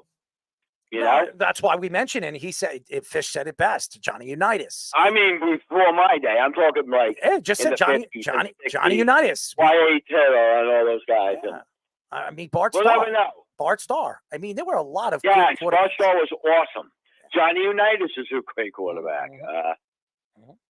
Stop that. So the first Super Bowl year, the Chiefs defense was 7th best in points defense, 17th in yards. The second Pretty Super good. Bowl, Keith is right. They weren't as good that year. 16th in points, 11th in yards. That's still and pretty then good. Last year they were It's second in the, in both. That's in the middle. That's in the middle. That's still pretty good.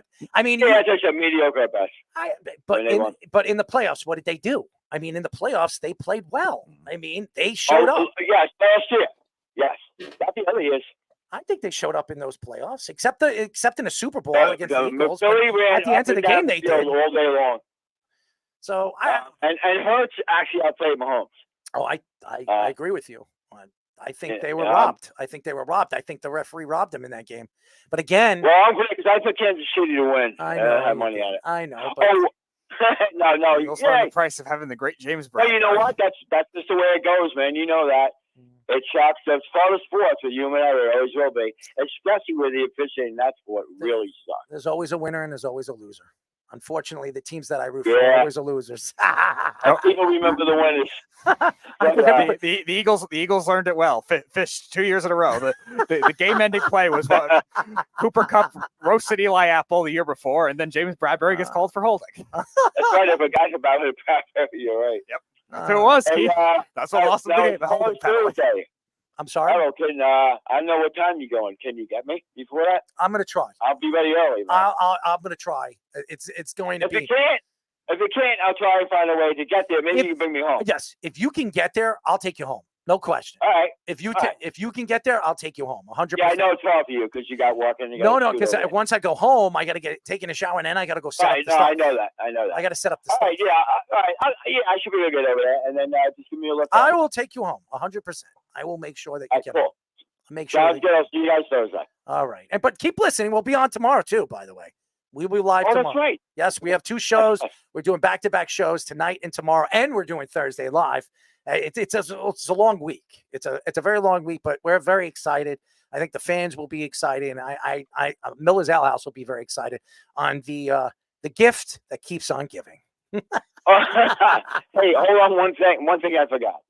I forgot to thank you once again from the bottom of my heart. I went against Florida State again because you like them, and I won again. Well, good. Congratulations. I'm happy for Go you. Florida State. Okay. Thank you. I'll talk to you guys later. Oh, he's killing me here. My Seminoles have been absolutely horrible. Agita is the best, the best way to explain what watching a college football does to me. I mean, in the 90s, my team was, them in Miami were the best. Growing up, and this is the thing. In the 90s, I was a Duke Blue Devil fan, and that's because I was a Bobby Hurley fan. I grew up, I loved Duke. I love Coach K. And I watched, a lot of championships in the 90s. And then I was a Seminole fan because I couldn't stand Miami. I could not stand watching Jimmy Johnson and that Miami team. I couldn't in the late 80s and in the 90s and early 90s. I couldn't watch. Every year their recruiting class was ridiculous. They had the best players, and I loved when Florida would play them and just pounce on them. But now watching this Seminole team, for 20 years it's just been just horrible. It's the only time I'm not gonna lie. I mean, obviously, Mr.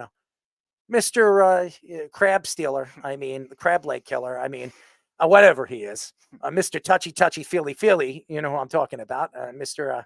Him. Him winning, Jameis Winston winning, an NCAA championship. That was fun to watch. And then I got to watch my coach go all the way to Texas A&M and choke over there. And just the second largest buyout in NCAA history. Now. I call him Tubby. I call him Mr. Tubby. And now Jameis Winston is backing up a quarterback that also likes to do things with his hands. Yeah, well, somebody's got to do something with his hands. Speedy, you like that? That has nothing to do with me. You don't like to, It has nothing to you do with wouldn't hang out with Deshaun Watson. God no. I would hang out with Deshaun. Okay. I try to stay my distance because I'm afraid that he's going to want me to use my hands in different ways. I mean, and hopefully not on him. But anyways, ESPN ESPN's Brian Windhorst said that Julius Randle has a very tradable contract that he thinks thinks can be used in a package for a big name player. He mentioned Randle's $29 million salary this season as one of the biggest bargains in the NBA. He proposes that the Knicks could deal Randle for 2 first-round picks in a potential trade for a big name player. Randle also has a player option in 2025 for $31 million, but thinks that his value is much higher than that for other NBA teams. Randle is eligible for a 4-year, $181 million extension in 2 years, but Windhorst thinks that price will be too much for the Knicks to able to pay him. The Knicks gave Jalen Brunson and OG Anunoby new contracts this offseason and are expected to give Mikal Bridges an extension when he is eligible for one in October. Man, oh man. Well, I've said this and I'll say it again. I don't need Brian Windhorst or whatever his name is to tell me what he thinks Julius Randle's contract is worth. We all know what it's worth. It's worth being traded. He doesn't fit on this team. They bring in Mikal Bridges. They signed OG Anunoby. Those are your 2 and 3 players. And you have still a good bench that is providing these guys could stay healthy. A good bench that is going to give you points off the bench as well. Julius Randle is a me player. Julius Randle is not a playoff player. And if you're a Knicks fan, why would you want Julius Randle in this rotation? It doesn't make sense. And I think Tom Thibodeau finally believes that Julius Randle doesn't fit the future of this team and this organization for the next 3 years. Now, Tom Thibodeau signed a 3-year extension, which is obviously going to be added on to this 1 year that he has left. He is there for 4 years. Jalen Brunson is there for 4 years. You have Mikal Bridges that's probably going to sign a 4-year deal. OG Anunoby signed a 5-year deal. Hart signed a 3-year deal, I think, and DiVincenzo signed a 3-year deal. This team, and obviously McBride signed a 3-year deal last year after they traded you know who they traded, RJ Barrett. This team is built to play without Julius Randle in their rotation.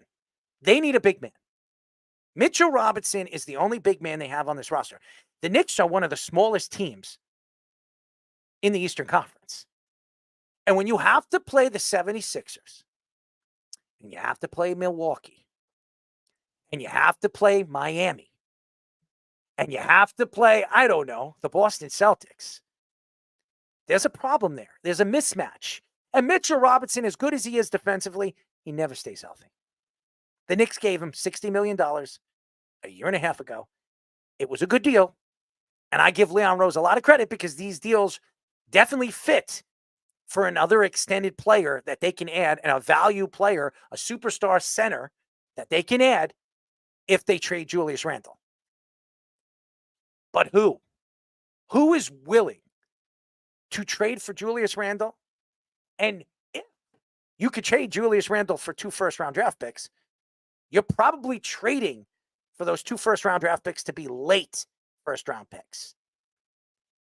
And who's going to want that? So I know a lot of Knicks fans think that this is going to be easy and Randle's contract fits. It's not going to be easy to move, and it's got to match. And Leon Rose has been really, really good at that. I'm not gonna shoot Leon Rose down. He's been really, really good. I mean, the RJ Barrett trade was actually a really good trade. It actually made sense. At first, I wanted to throw up, but OG Anunoby, I didn't watch enough, and I didn't get a chance to see him enough because he played for the Raptors. But when I got to watch him close up and watch him game in and game out. And by the way, the Knicks record with OG in the lineup, I think they were like 27-8. I mean, it's ridiculous. They had like 21 more wins when he was in the lineup. And when they lost OG in the playoffs, they weren't the same team against Indiana. They would have beaten Indiana if OG was healthy. Maybe they beat the Celtics. I don't know. But I'm going to tell you this. Right now, you look at the fact in hand of where the Knicks are. They're a better team than they were last year. They have more depth. They added more depth in the offseason. They added some good young rookies in the draft. They weren't first-round talent, but they added, I think, a good point guard to back up Jalen Brunson. I think Miles McBride is more of a 2, the way he shoots and the way he could defend guys that are bigger than him because he gets low and he plays defense very close up and he puts a lot of pressure on these big guys. So I think McBride can play multiple positions just because, not because of his size, because of the way he plays defense. I just think that this team is not built for a Julius Randle. He is not a good defender. He's an isolation player. Jalen Brunson is probably the best isolation player for the Knicks because he likes to move the ball on the perimeter and he likes to use the players that he has around him. And now that he has 3 of his best friends, and I mean 3 of his best friends because all 3 of these guys were in his wedding party. All 3 of them. Nova guys. Mikal Bridges, Dante DiVincenzo, and Josh Hart. All 3 of these guys were in his wedding party. The Knicks are building this team around one player. And only one player. And that's Jalen Brunson. They do not want Julius Randle to hurt this chemistry, ruin the chemistry of this team moving forward. And OG Anunoby, he fits like a glove.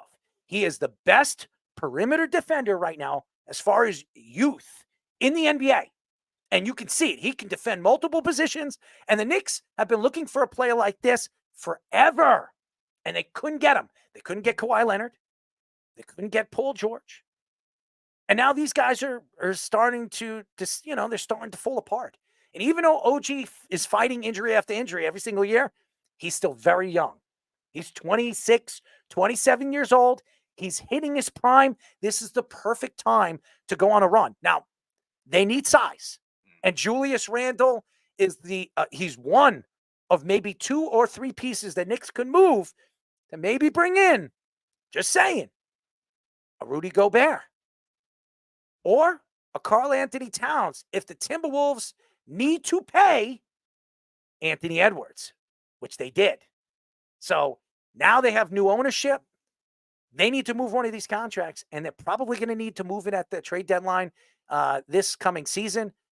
One of those big guys could be available. And I think it would make a lot of sense, especially Julius Randle can help the Timberwolves. He can help them. He gives you the offense, and he gives you what you need that you're going to lose possibly for a Karl Anthony Towns or maybe a Rudy Gobert. So I think it makes a lot of sense, and I could see the Knicks making a big move at the trade deadline to move on from Julius Randle. There was a reason why they didn't extend him. They could have. They didn't want to. He's not getting the 4-year, $180 million contract that he wanted. I'm telling you right now, the Knicks are not going to offer it.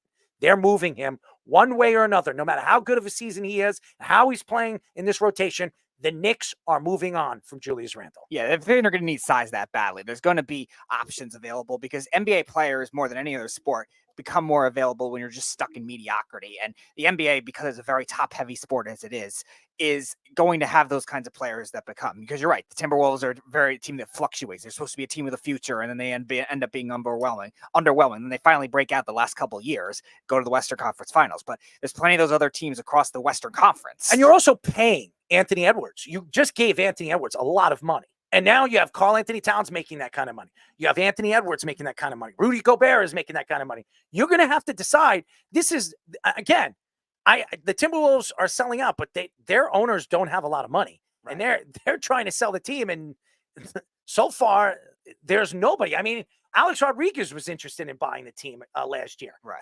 That went through. That didn't go through. It's going to be hard to move on from this team. And who wants to take this team when they're in salary hell? I mean, there are great players, but who's going to take the team unless it's a billionaire that's not going to make money for at least a year or two? I'm not saying they're not going to make money because you're going to make money as an NBA owner, but you're going to throw a lot of money away. To buy an NBA team now, you're going to have to spend about $5 billion, $6 billion. That's what the Timberwolves are probably worth now with the team that they have. I'm telling you right now, they're going to have to decide who they're going to move on from. It's either Karl Anthony Towns or Rudy Gobert.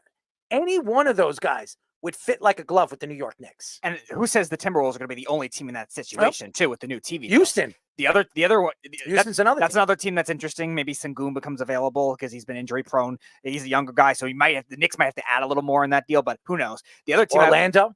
I'm talking about the Western Conference right now because I think they have a lot of those fringe types of teams. The Hawks. The Hawks are interesting. I mean, they're another team that doesn't have as much size. So I don't know how much they're going to be able to deal because they already traded John Collins last year. So it's going to be one of those things that's tough. Here's a team I would watch out for too because they're kind of on that fringe. Maybe it's Sacramento. Would they consider trading Sabonis? How about the Lakers? Lakers are interesting. Yeah, definitely. How about the Lakers and the Knicks making a trade? Anthony, Mr.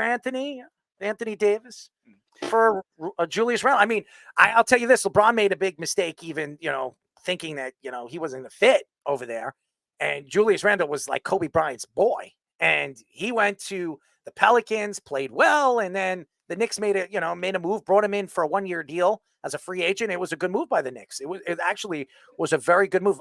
That wasn't Leon Rose, I don't think, bringing him in for the Pelicans, was it? No, I don't think it was. So. I think it was the guy in front, the other GM in front of him. Yeah, Steve Perry, not Steve, Scott Perry. I think it was. Was that Scott Perry? I think in that. No, that wasn't Scott Perry. Scott Perry was. You're right. It was. I think. You're right. Leon Rose came in a little bit after that. It was whoever was before that. It was whoever in between made that Phil move, Jackson. Whoever made that move was a good move, bringing in Julius Randle because he has been a good Knick, and he's really the Knicks have benefited from that signing. But they haven't won anything. The guy doesn't show up in the playoffs, and they need size. And Julius Randle is not adding size to an undersized team. Look at your front. Look at your front guys. Look at your big guys. You have OG Anunoby. Everybody's saying OG Anunoby, defending centers. I mean, come on, guys, stop. Yeah, you don't want OG Anunoby defending centers. You definitely can't have that, and that's the thing the Knicks have to look at. And Mikal Bridges, yeah, he's good. He is a great defender, great two-way player. You want him defending a 5? You don't want him defending a 5. You want him defending a 4. You want him defending a 3 if you need be. Or OG Anunoby, defending a 2 and him defending a 3. So you want to be a little bit smarter on the way you rotate your team and your roster. It doesn't make sense. And the Knicks know they need size. And now Brook Lopez, there were stories that Brook Lopez might have become available. Milwaukee decided to sign him. And that was a good move by Milwaukee because I know the Knicks were very interested in that move. So now the Knicks are going into the season undersized. It's going to be a problem as the season moves forward because they're going to get tired. And size means a lot in the NBA. Say whatever you want. You can't play small all season long. Look at Miami last year. They had one guy, Bam Adebayo. Once Jimmy Buckets went down, I mean, they were small. They were playing small all season long. It doesn't work. As good as their coach is and as good as the rotation and the way he likes to rotate the team, they didn't have enough depth of size, and that caught up to the Miami Heat. And there's going to be a lot of those teams still like that available because the Knicks really have to especially consider that because Mitchell Robinson's always injury prone as well. And there's going to be a lot of those teams in the Western Conference because the Western Conference has been fluctuating when it comes to there's no obvious powerhouse teams besides the Denver Nuggets like the last couple of years. Like, yeah, the Lakers did it once. The Clippers have done it a couple of times, but the Nuggets are the only team that's been a consistent top 3 team. Everyone else, the Grizzlies had their run as the 2 seed. Then the Kings had their run as the 3 seed. That's why I mentioned Sabonis. I think he's an interesting one to look out for. Maybe if Portland continues to struggle, Sabonis is interesting. I considered it 2 years ago when Indiana. I think he's an undersized power forward. But again, he's a lot taller than what the Knicks have, and I think he still could be he has the skills as a stretch 4, the same skills that Randle. Same size as Mikal Bridges. I mean, but Sabonis is 6'10", Mikal Bridges 6'9". I mean, they're practically the same size. Right, but you need multiple of those guys on the court. That's the problem. And that's where I think that it makes it interesting. I would say no to, I know the Pelicans, I know the Zion rumors have been interesting, but I wouldn't do that because he's kind of smaller for us. Williamson's too small. And he's too injury prone. I wouldn't touch that anyway. You're trying to fill in the role for Mitchell Robinson to try to defend that. I don't want somebody 6'7" doing that kind of thing either. That's also has the same level and a big contract too. The other one and I a would ball consider, hawk who likes to hog the ball. The other one I would consider too, if the Blazers continue to struggle too, would you consider something like DeAndre Ayton? Because you could probably get him at a good price where you don't have to give up much more with Randle too. You're going to be happy with DeAndre Ayton better than what they have. Julius Randle? No, not its own. The Knicks could probably get more in that deal too, because Randle's been a good player. And if Ayton develops to that level of upside, there's only 2 guys right now, and it's one team. It's the Timberwolves. It's Rudy Gobert or Karl Anthony Towns. They're not going to They're not going to be able to keep both of those guys. It's a fact. After giving Anthony Edwards, go ahead. I'll tell you, it's not Gobert. They just gave up 5 first-round picks for him, and the Knicks would have no interest because they already have Mitchell Robinson, who's the defensive specialist that Gobert is, and Gobert is an absolute the same non-existent player on offense other than But you don't need offense. You don't need offense for Rudy Gobert. You need a guy that's a blocker and is going to protect the inside game. And I'm going to tell you this right now: Rudy Gobert would fit like a glove with the Knicks. Tom Thibodeau. I think they already have that though with Mitch. I think in that they want him to be a role player, not a starter. Actually stays on the court. Rudy Well, Gobert. I think you said it at the beginning, though. I think it's Karl Anthony Towns for a handful of reasons. Number one, he's a stretch 5, not a stretch 4, a stretch 5. And that's going to open up the space for all these wings that they have to go around inside the paint. Bridges likes to dance around inside. Anunoby will stand in the corner. They have this great rhythm that gets clogged up with Randle offensively. And I think it's really offensively that Karl Anthony Towns makes the most sense. Karl Anthony Towns also is CAA, and we know Leon Rose's connections with CAA, and they've been talking about those connections forever. He's his agent. I mean, you can easily connect the dots, but you have that. You get the rebounding from Karl Anthony Towns, maybe not the rim protection.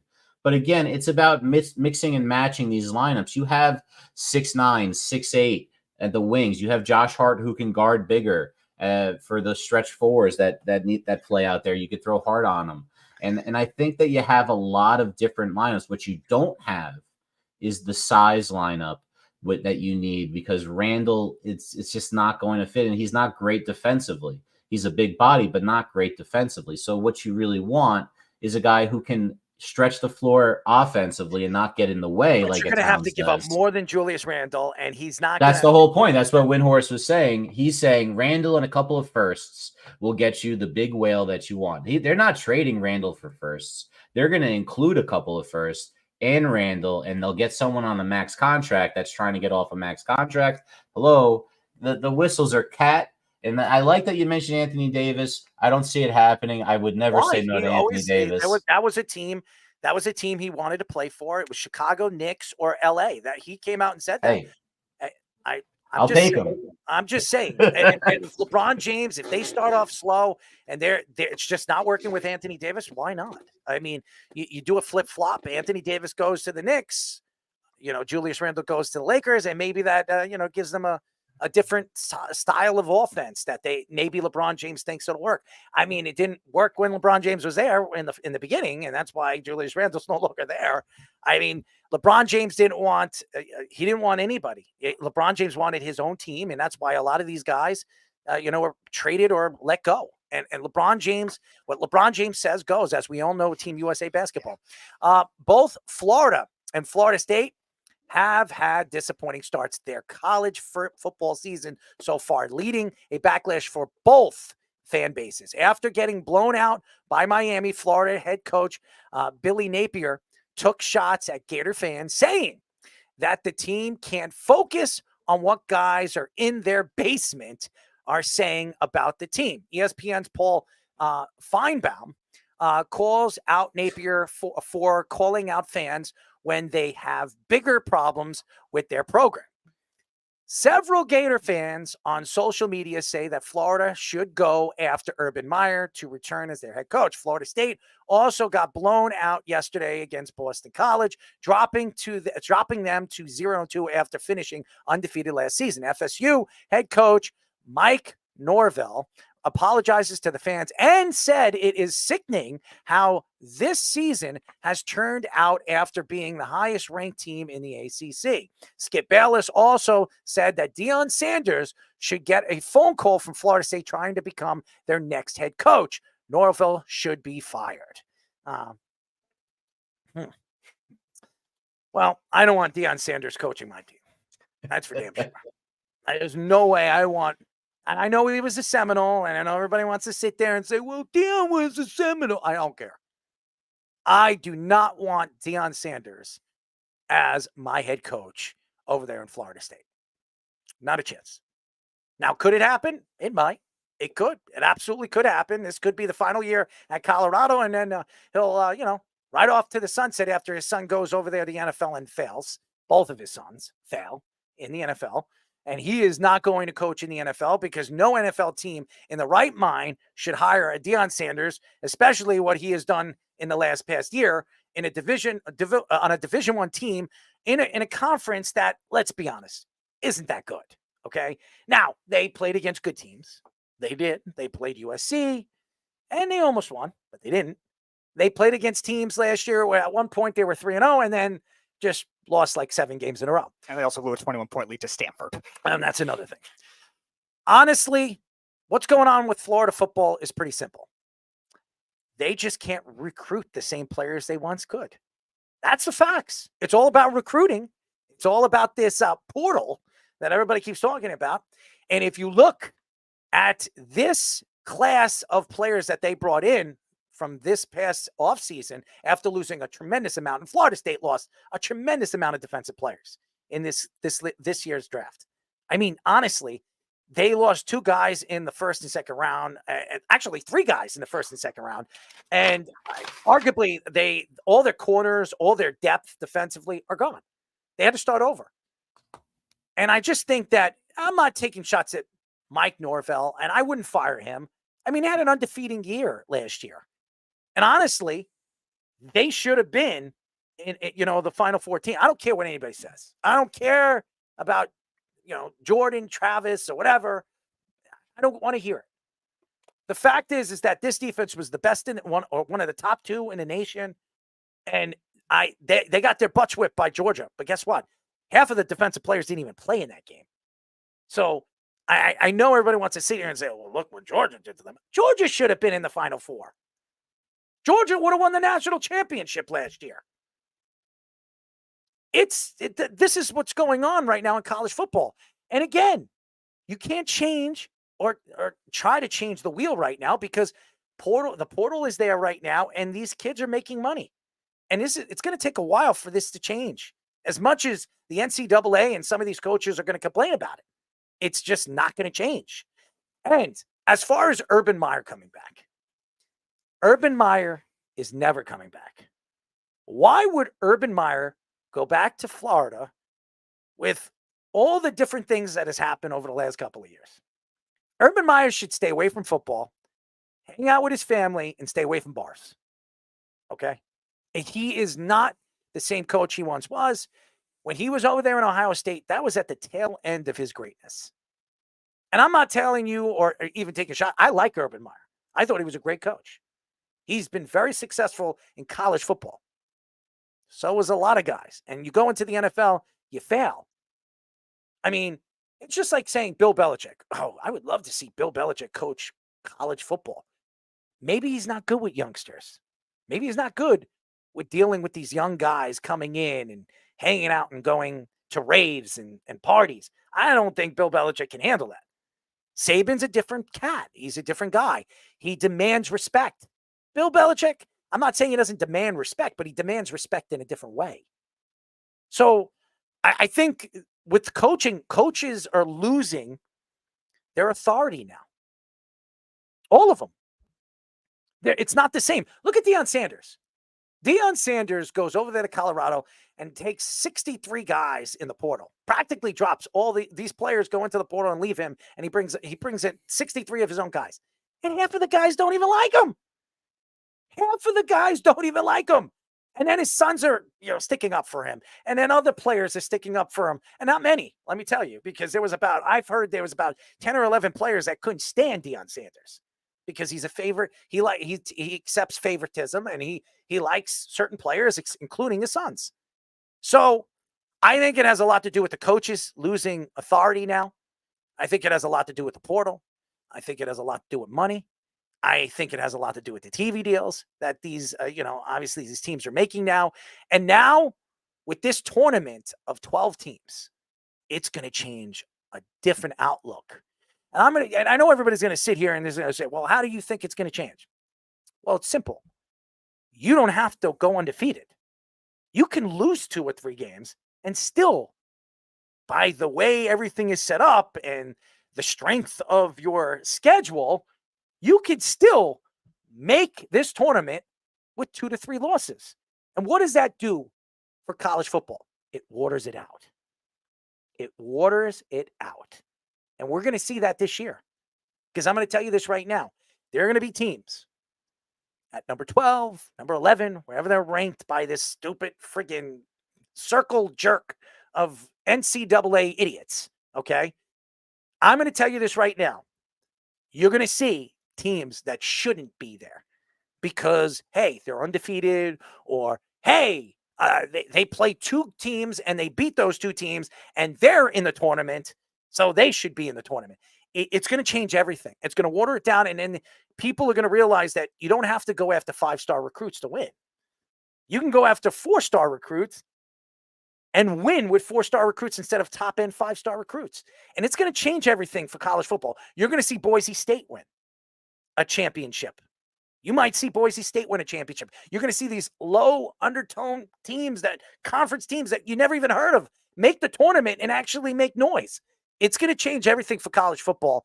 And I think that it's good for college football.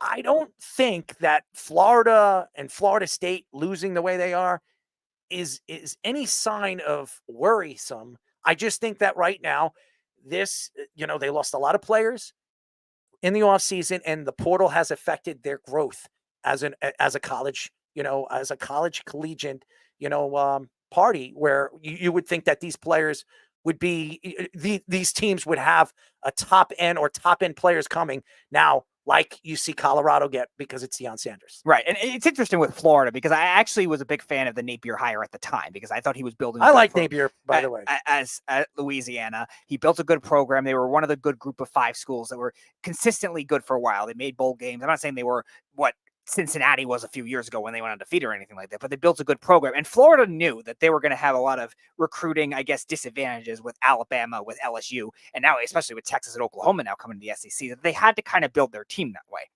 That being said, I think Napier has also been a bad coach when it comes to the relationships with players and stuff like that, too. Like, I think he's still stubborn in his own ways. Half of these guys, the only guy, come on, Danny Lanning is probably the only, down-to-earth players coach right now as far as big programs are concerned. Go up and down the big programs right now. And I'll say this, and I will say this about Mike Norvell. I've heard he's a very good players coach. These 2 guys are probably the only ones. I mean, if you go and you look at the guys right now, I mean, even Alabama, what's his name again, who just got the job? Kalen DeBoer. He's a hard-nosed coach, I heard. I think he's a hard-nosed coach. Kalen DeBoer is a very similar coach to what I thought Napier would be when it came to a program builder. Because remember, what he came into in Washington was abysmal. Like, Chris Peterson stepped down out of nowhere after he had a good tenure there. They made the playoff 1 year with him when I don't think they should have, but either way, they still built a good program. You think there. Kirby Smart's a nice guy? I mean, no. I mean, I'm sure a lot of Kirby Smart, I think, has gotten more stubborn. I think he was a nice guy in the beginning, and I think he's gotten more stubborn as he's went along. But Napier, I thought, was going to be that same kind of similar program builder with Florida, and it really hasn't been the same case. And I think at this point, Florida has to try something where they have to evolve into something different. That's why I do think his job is very much at risk. When I go after Urban Meyer, no, I think Urban Meyer, if he were to stay in college football, would have stayed at Ohio State. I don't think he has any interest in coaching again. And if Florida's going to give him that massive contract, maybe he'll go back. But you're talking about a huge buyout. Look at what Tennessee had to deal with, all the coaches they had to buy out over the years. And it just doesn't add up in the SEC. As far as Florida State, Norvell, I think, is a good coach. I think he's been an innovative offensive mind. I think he was a good coach at Memphis when he was there. I like the way he stepped down with Memphis. He's going nowhere.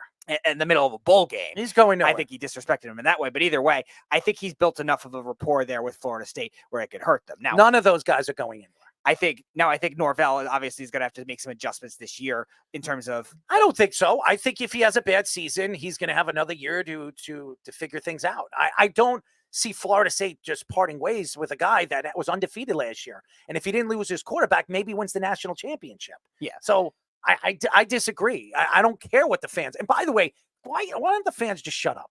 Honestly, seriously, step back and shut up. You think it's easy to coach a team? Honestly. Do you think it's easy to step in when you have a bunch of different personalities coming from different high schools, being the best players in the country, 5-star, 4-star recruits, and think that they're smarter than coach? It's not easy to coach. If it was easy, everybody would do it. Okay. And that's why they make the big bucks. So I understand that the fans have everything to do with obviously the sales and what these guys are getting paid. I also think that the fans just need to sit back and relax and enjoy the show. And if you don't like it, then don't watch them. Don't go to the games. Show the school that you're not behind the team. You're not behind the program. And maybe then these coaches will have to answer that in the offseason. But right now, you're still showing up to the games. You're still selling out games. You're still going to the Florida State Seminole games, and you will continue doing that because you know that this program is still a good program. Where Florida State has a disadvantage, though, in comparison to some of the other Power Four conference schools, is the ACC is not bringing as many of those bigger schools. So now them starting 0-2 the way they have this year with Georgia Tech and Boston College being losses, definitely not ideal for the program because they don't have the other strength of schedule to go with that kind of thing. Whereas Florida does, if they somehow turn it around. I don't think they will. I'm not saying they will, but they have been playing those tough SEC schedules for a while. They always schedule a game with Georgia every year. It's their natural rivals. They always schedule a game with Tennessee every year. Being the natural rivals.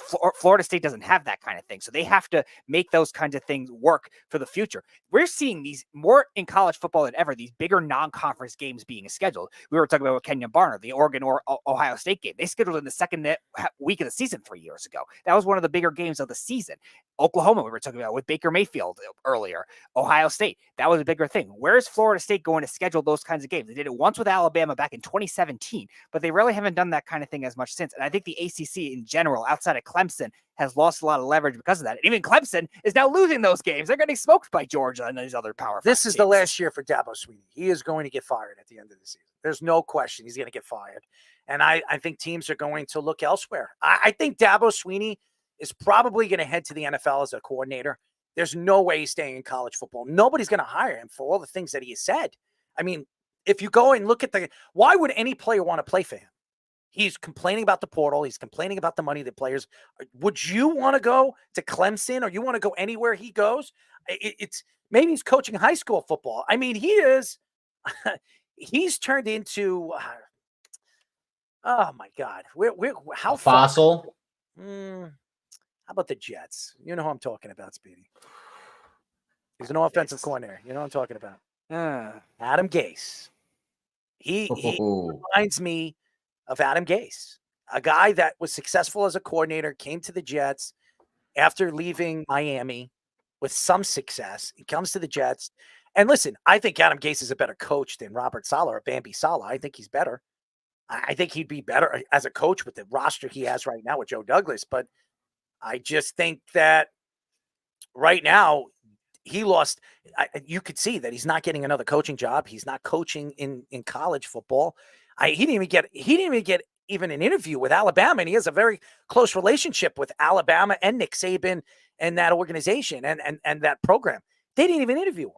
So it just says something about Dabo Swinney. I think he's lost his height, and I think he's done. Yeah, I think he's done. And Carl brings up a good point too. DJ Uiagalelei is a miserable. He's also old too. He's getting up there in age too. Yeah, and that's where he started with Clemson at the time 4 years ago. DJ Uiagalelei, who was the number 2 quarterback recruit, only to Bryce Young. And I think they showed. How old is Dabo Swinney? And I think they showed a graphic that he was recruited ahead of CJ Stroud at the time too. And now you're seeing how good CJ Stroud was in the NFL. Got to be closer in his 60s. That was good at Ohio State.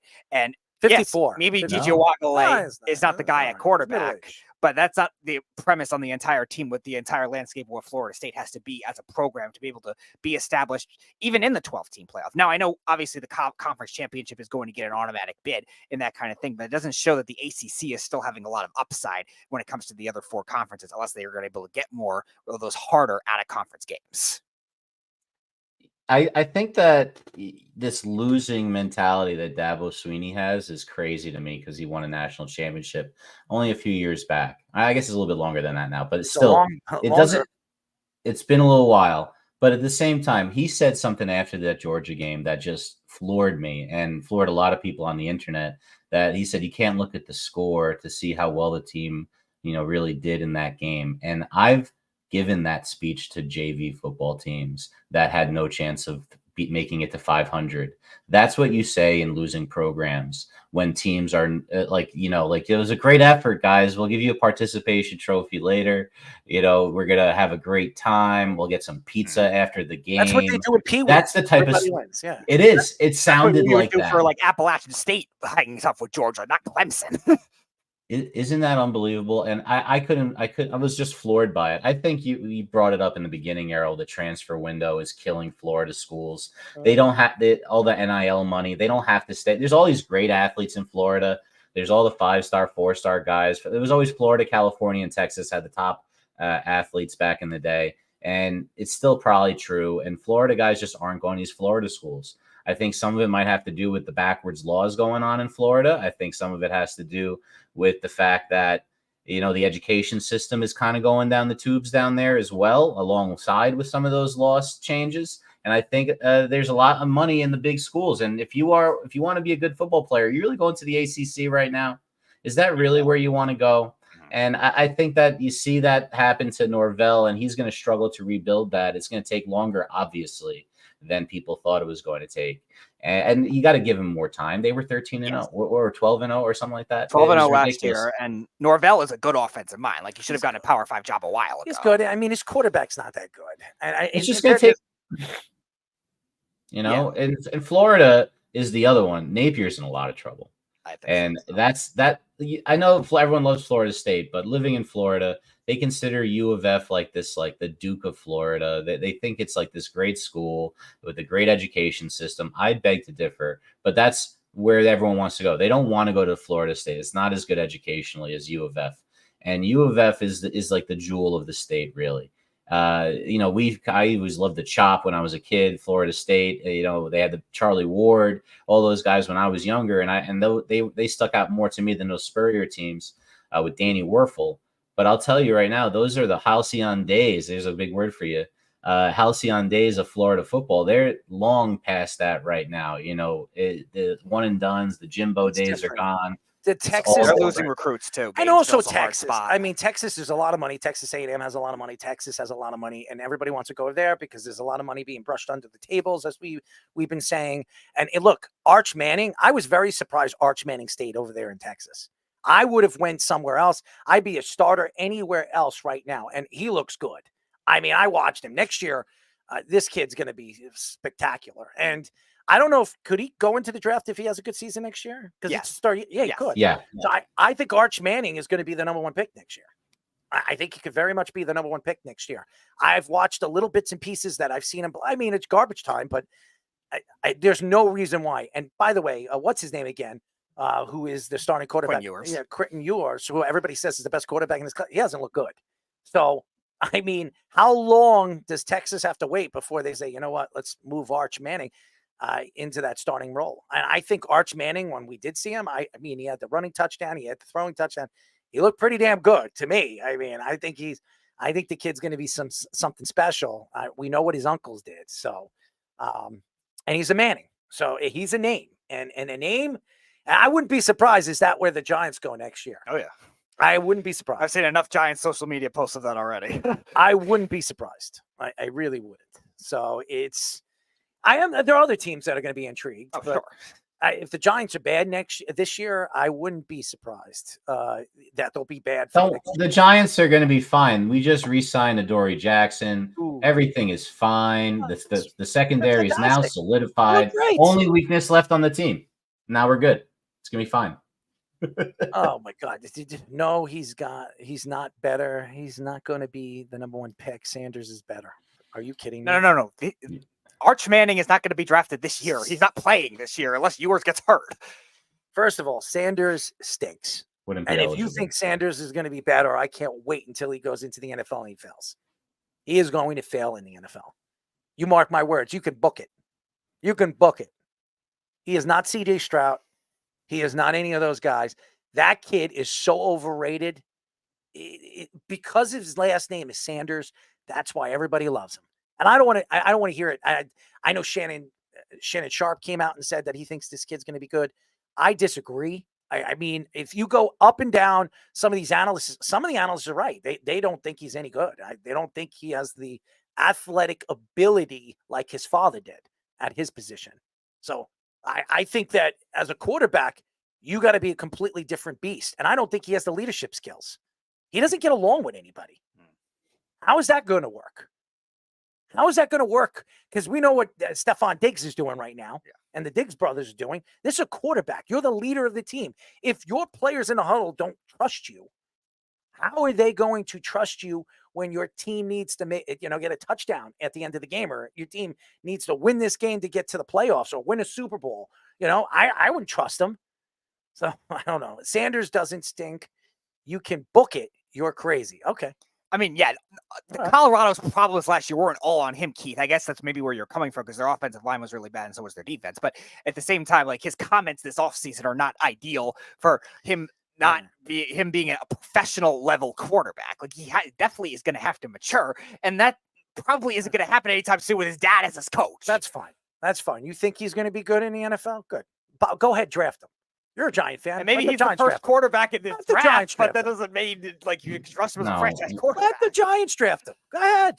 Draft him. It's not going to be the Giants. It's going to be the Dallas Cowboys because Dion's going to be the head coach next year. Who did he play in the first game? In his first game, he played TCU, who, like Florida State, like after their championship loss, they lost a ton of players. They're fantastic. Nobody expected them to be. I mean, they're expected to be better than Colorado, but they weren't supposed to be any good. They were ranked. Colorado has 63 portal guys. They're supposed and what are they? What did they say? They have like 20, like what 15, 20 recruits that were 4.5, 5-star recruits. Beck is going to be the first quarterback, Keith. There's no way that Sanders is going to go over Beck with Georgia going to be undefeated this year. It's going to be ridiculous. There's two other guys I would consider the upside for. Two guys that played well for 2 months last year. He's beaten nobody, Keith. He's beaten nobody. Fitch, here's two other names I would pay attention to. Is Drew Aller for Penn State, who played well for 2 months last year and then struggled in conference play. We'll see if he does better this year. And the other kid is the Ole Miss kid, Dart. I like too. I think up and coming. What's a good team that is going to show his talents against this year? Sanders. Who's coming up? He better. Give me a team. They're in the Big 12. Who do you have coming up that if he plays well, he could start bragging about? Give me a team defensively that's good. That's going to is one of the best defensive teams in the nation. That if he puts up big numbers, then we can start talking and bragging. Because who's he beaten? Yeah, he's beaten nobody. He has beaten no good defense, no top end defense, no top 5 defense. Give me a team right now on his schedule that we're looking forward to. Because to me, that's what's going to sell me about Mr. Sanders. Okay, and to me, it's not about what kind of car he drives or how much money he has in his pocket or what kind of endorsements he's getting right now. I think Kansas State was the highest ranked Big 12 team at the start of the year, or Utah, which both have good defenses. That would probably be their best test. Okay, when are they playing them?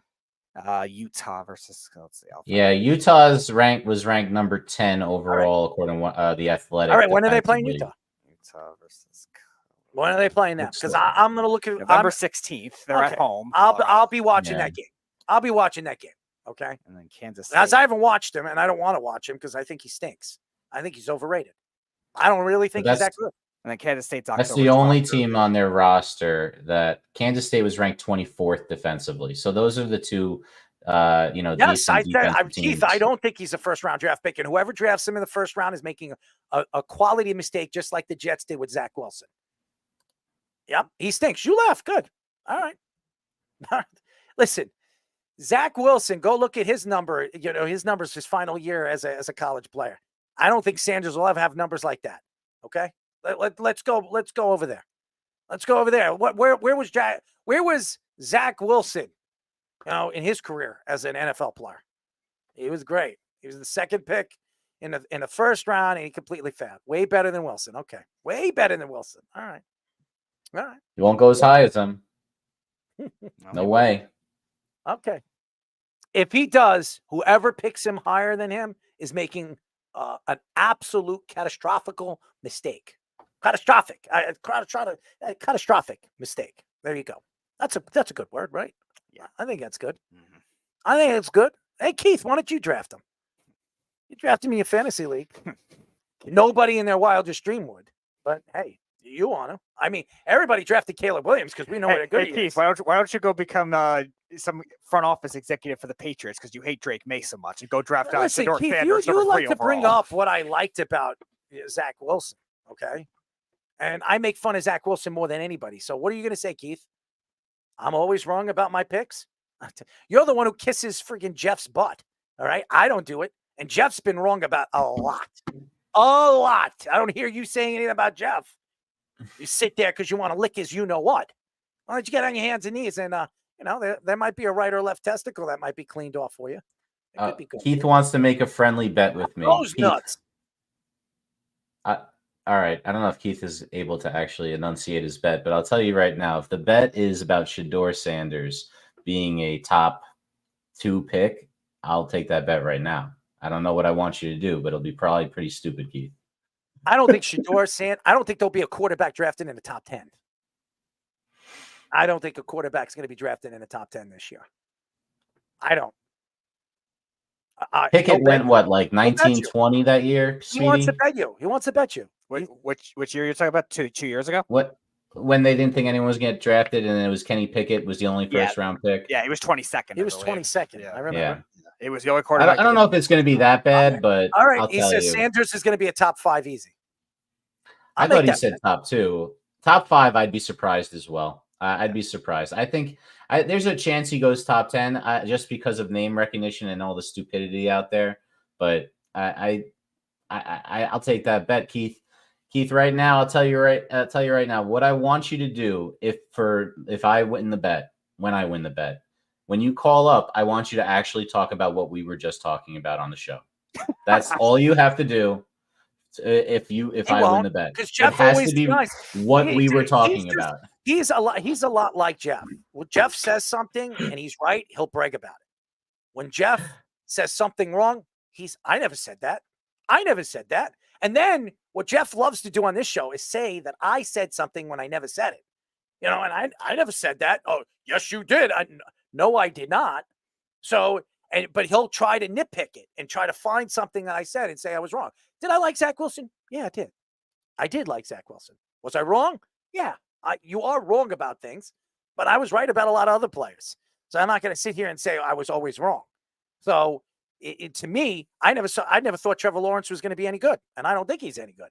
Okay, I really think we're going to know what Trevor Lawrence is in 2 years because that contract that he got is not a good contract, and it's going to catch up to the Jaguars. I've said it. We know who's good, and we know who's okay. I think Trevor Lawrence is mediocre. I think there are quarterbacks like C.J. Stroud. We'll know what C.J. Stroud is at the end of this year. This is his sophomore year. There's going to be a lot of tape on him. Teams are going to know how to defend against him, and we will see. We know what Patrick Mahomes is because teams have tape on him, and they still can't stop him. So, and the same thing goes beyond other players too. Caleb Williams, he might have a great year, and then next year he might have an off year. We don't know what he's going to do. If he has 2 back-to-back years, then we know he's for real. We know what Andrew Luck was. So, and you like to tell me that Andrew, if you're going to take Patrick Mahomes as Hall of Fame, their numbers are identical. And you're going to tell me that right now Patrick Mahomes is on your echelon of top quarterbacks of all time? That doesn't make sense. How do you even sell that? And Keith, you did say that he'll be the first quarterback drafted. That's definitely possible. That doesn't make it a worthwhile pick for a franchise quarterback. Nobody said that C.J. Stroud isn't good. Nobody. I'm the one. Just so you know, I was one of very few people that said C.J. Stroud was the best quarterback in that class last year. I don't know if you remember that, but I did say that. Speedy remembers that. I said it. So, and I was wrong about other players. But I was right about him. But nobody gives me credit for that. And he went down as the greatest rookie quarterback of all time. So what does that tell you? But that doesn't mean he's going to put up those numbers this year. That the teams know about him. And his weapons are even better than he was last year. I bet you his numbers are nowhere close to they were last year. I think his numbers are going to be down this year. I wouldn't say nowhere close. I'm sorry. That's bad. I think that what did he throw last year? What was his numbers? I know he threw what, 7 interceptions or 6 interceptions or something of that magnitude. 23-5, 4,108 yards, 100.8 rating. I think he throws between 36 and 39 this year. I think he throws more interceptions, and I think he throws more touchdowns because he has more weapons. So I think he had 25 touchdowns last year. Yeah. I think he throws 30 touchdowns. 23. I think he throws 30 touchdowns and about 12 to 13 interceptions. That's what I think he throws. And I think he throws less yards. He's good, man. I love CJ Stroud. But I think teams have a lot of video on him. And teams know what he's strong at and what he's not. Dude, the Jets, did you watch him against the Jets and what the Jets did to him? They made him run to his weak side. They made him throw to his weak side, and they threw him off. Stroud got hurt in that game too at the end of the game because the Jets put too much pressure on that. What the Jets did is they brought in a safety. They brought a safety up, and they hit a linebacker. They brought Quincy Williams up, and they were running blitz. And by the way, Robert Saleh does not like to run blitz packages. There were more blitzes in that game than they ever had in any of the games throughout the season. And they threw CJ Stroud out because he had no idea it was coming. So again, teams have video on him, and they know what he doesn't like, and they know what he likes. So studying is studying. That's what makes Aaron Rodgers so special, because no matter how much video you have on him, it really didn't matter. I mean, he would just stand at the line of scrimmage. He'll call you off sides. He'll do this. He'll flip the play. He'll flip the rotation of the running back. Peyton Manning was great at that too, by the way. He was really, really good at that. So just not good in playoffs. Tom Brady with the short passes and all that other stuff, it was different. You all think Chase is going to get paid this week? No. I do not. I personally don't. I actually took Garrett Wilson over Chase in our all-22 draft because I don't think he's going to play for a couple of weeks. I really think that he's going to hold out like long-term. I think he misses 2 weeks. I think he misses the first game and the second game. I think the Bengals think that they can win without him, with Higgins and the guys that they have over there. And I think they can too, because the schedule is, well, who's their first game? Patriots. Yeah, their schedule is kind of easy in the first 2 or 3 games. So I don't think they really need him. I think they'll call his bluff.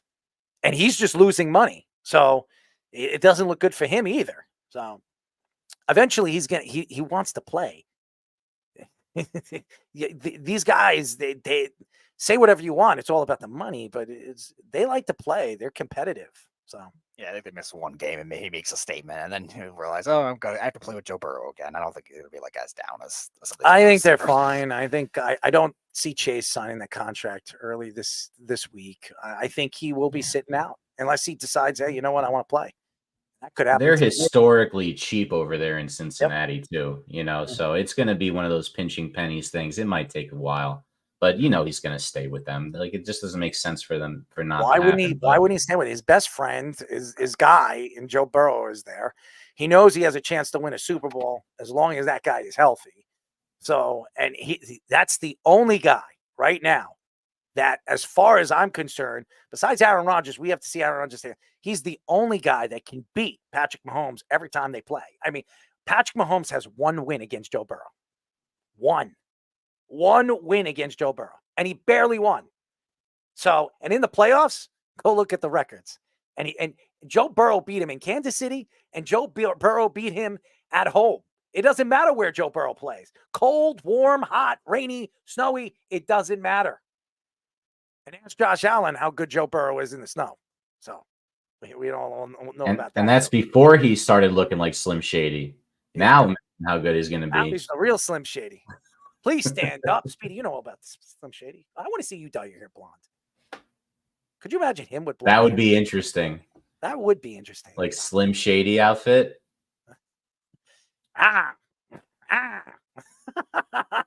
My name is My name is Speedy. James says Burrow is the truth. He just got to stay healthy. Yes, that's what we're saying. And Would the you Bengals spank Joe Burrow Bengals in the have to ass? protect their offensive line. Would you spank him in the ass? Well, Joe Burrow in the ass. I mean, he's a sexy guy. Okay. Would you think he was an attractive guy? It doesn't matter. I think Keith would think. Okay, then Keith can go spank Would you him. hang out with Keith can go spank him. Would you sit? Ask Keith. Would you sit? Ask Keith. Would you sit on Keith's lap and ask him what you want for Christmas? No. Why? I'm not a 4-year-old child. I mean, he could be Santa Claus. I don't care. Are you hungry? I'm not a 4-year-old child. Or would you like a lump of coal from Keith? No. You want his coal? What? You want his lump of coal? No. You don't want his lump of coal? Why? No. I have zero use for coal. I mean, you could use it. Okay, it's not going to help me. How do you know it's going to help? I have zero use for anything that involves coal. I think that if you grab the coal from Keith, I think that would be like a gift from God. No, it won't. Why not? Why not? I have zero use for it. He's got use for it. All right, then give it to him.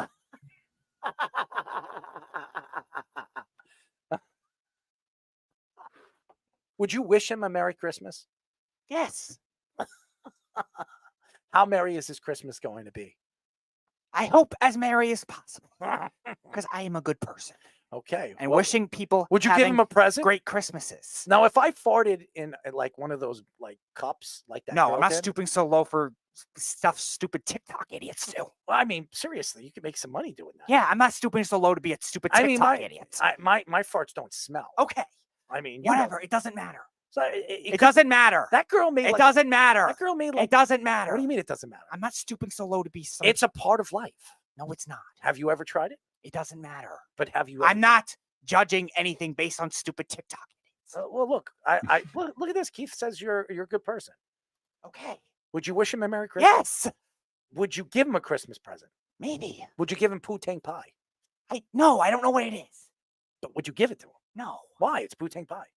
Then you give it to him. You want me to give poutine pie? You give it to him. But I'm asking you. Okay, I'll give it to him, but you have to give it to him too. No, I don't. We have to share. No, I don't. We have to share. No. I'll give you a half, and he'll give you a half. No. What would you do? I'm not giving him anything involving Putin. Why not?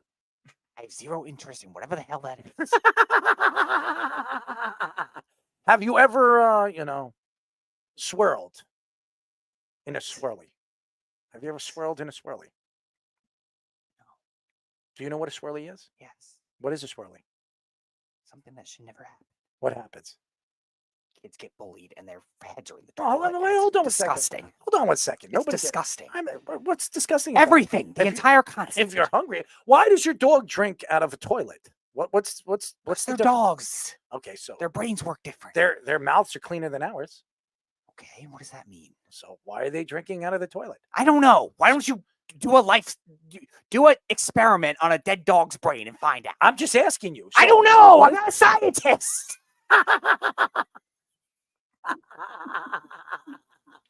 I mean, if I was a scientist studying a dog's brain, I wouldn't be here. But if you went and you drank out of a toilet, if a dog does it and they're clean, why can't you do it?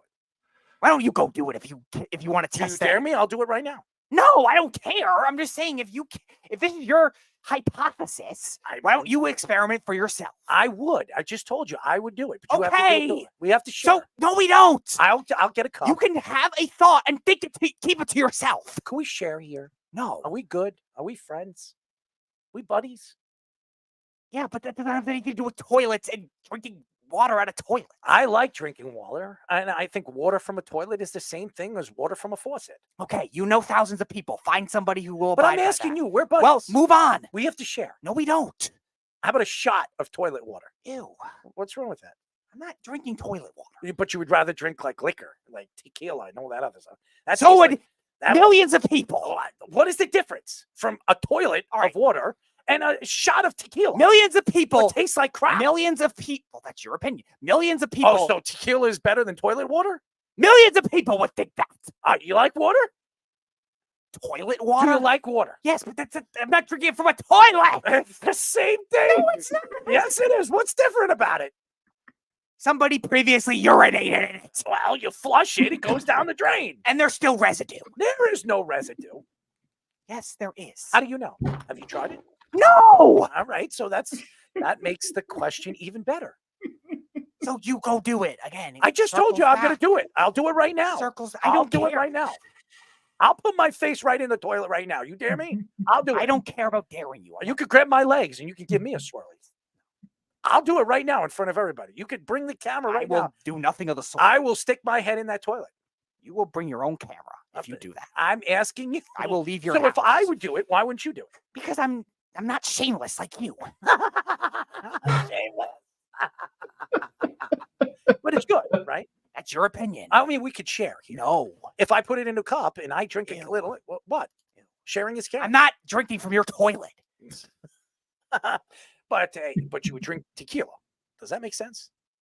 Millions of people would agree. I disagree. I mean, if I pissed in the toilet and I told you to drink it, that would be different, right? Wouldn't care either way. Oh, so you would rather drink toilet water with my piss in it than regular clean water? I wouldn't drink toilet water anyway.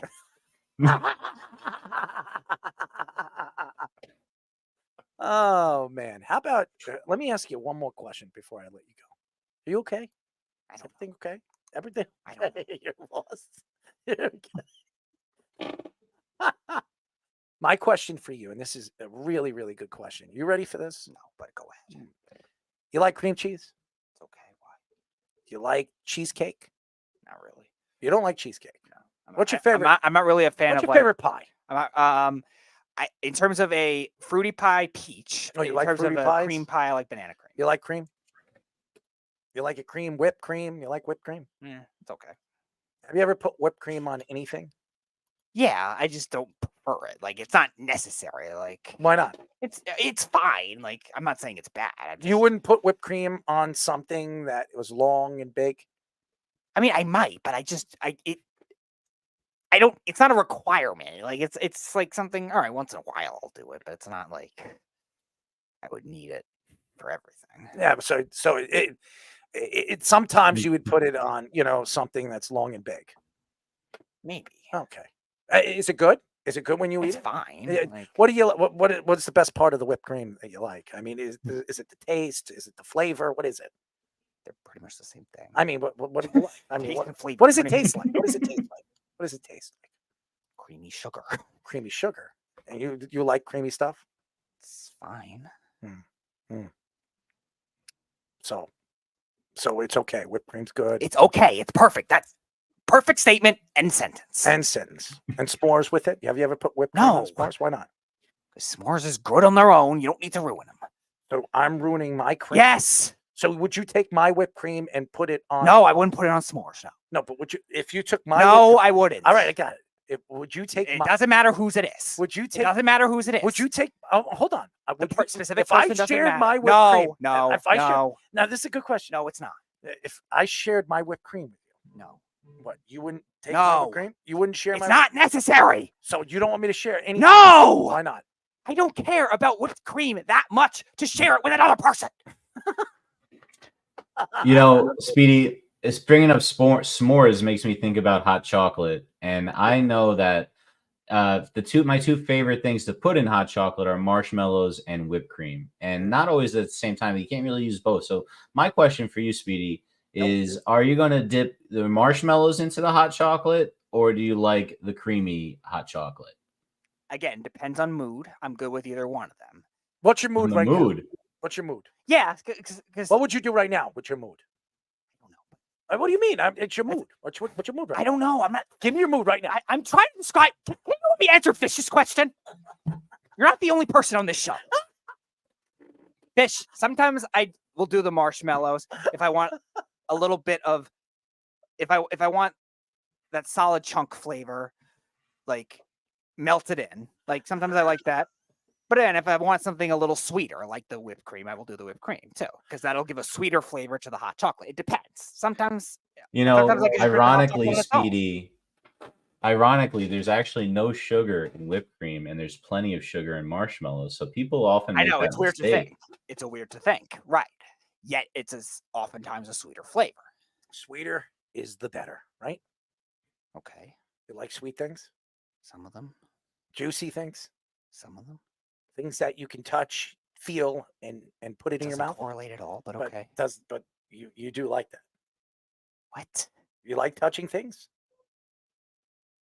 You kind of have to do it, unless what are you going to bring a magnet in your mouth and then try to get food to go in that way? Like, how else do you do it?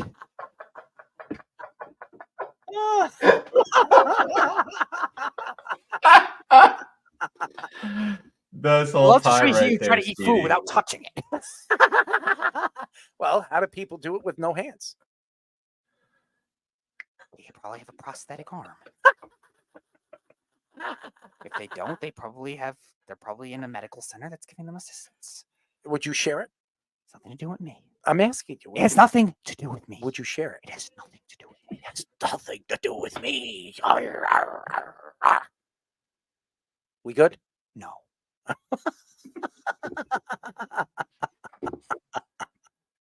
Oh, We're gonna ladies and cry. gentlemen. Oh, man. It's been good. Speedy, we good? We happy? You happy? I don't know. Are we happy? Are we happy? I don't know. You're not happy? You don't know if you're happy? No. Okay, he's sad. Ladies and gentlemen, he's upset. He's sad. It's a shame. But guess what? It was a good one. We didn't have any guests, so I want to give a shout out to all the guests that were supposed to be on. Tony Castillas, we'll have him on probably in the next week. We did have Speedy, so that was good. I mean, Speedy is the king of all kings, right? You're the queen? The prince? No. I'm going to call you princess, okay? No. Is princess good? No. Would you rather be? What would you rather be? I'm not advocating for a monarch. You're the Joker. I'm not advocating monarch?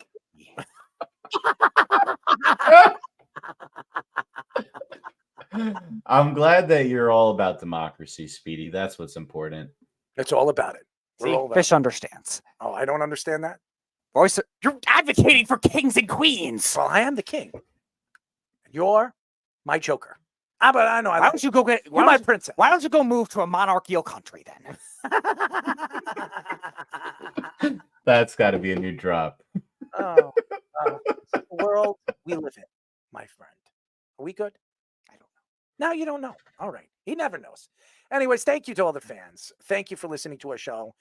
Thank you to Fish with all the graphics, all the content. Speedy, as always, being the juicy man we always believe you are. You hungry? I don't know. You don't know anything. How do you not know if you're hungry? I could eat, but I'm not like amazingly hungry. It's like kind of an in between. Milk? Not everything is an extreme opinion. How about milk? We good with milk? It's okay. We hungry? Would you, if milk was the last thing you can eat in this world, would you do it? Sure. All right, there you go.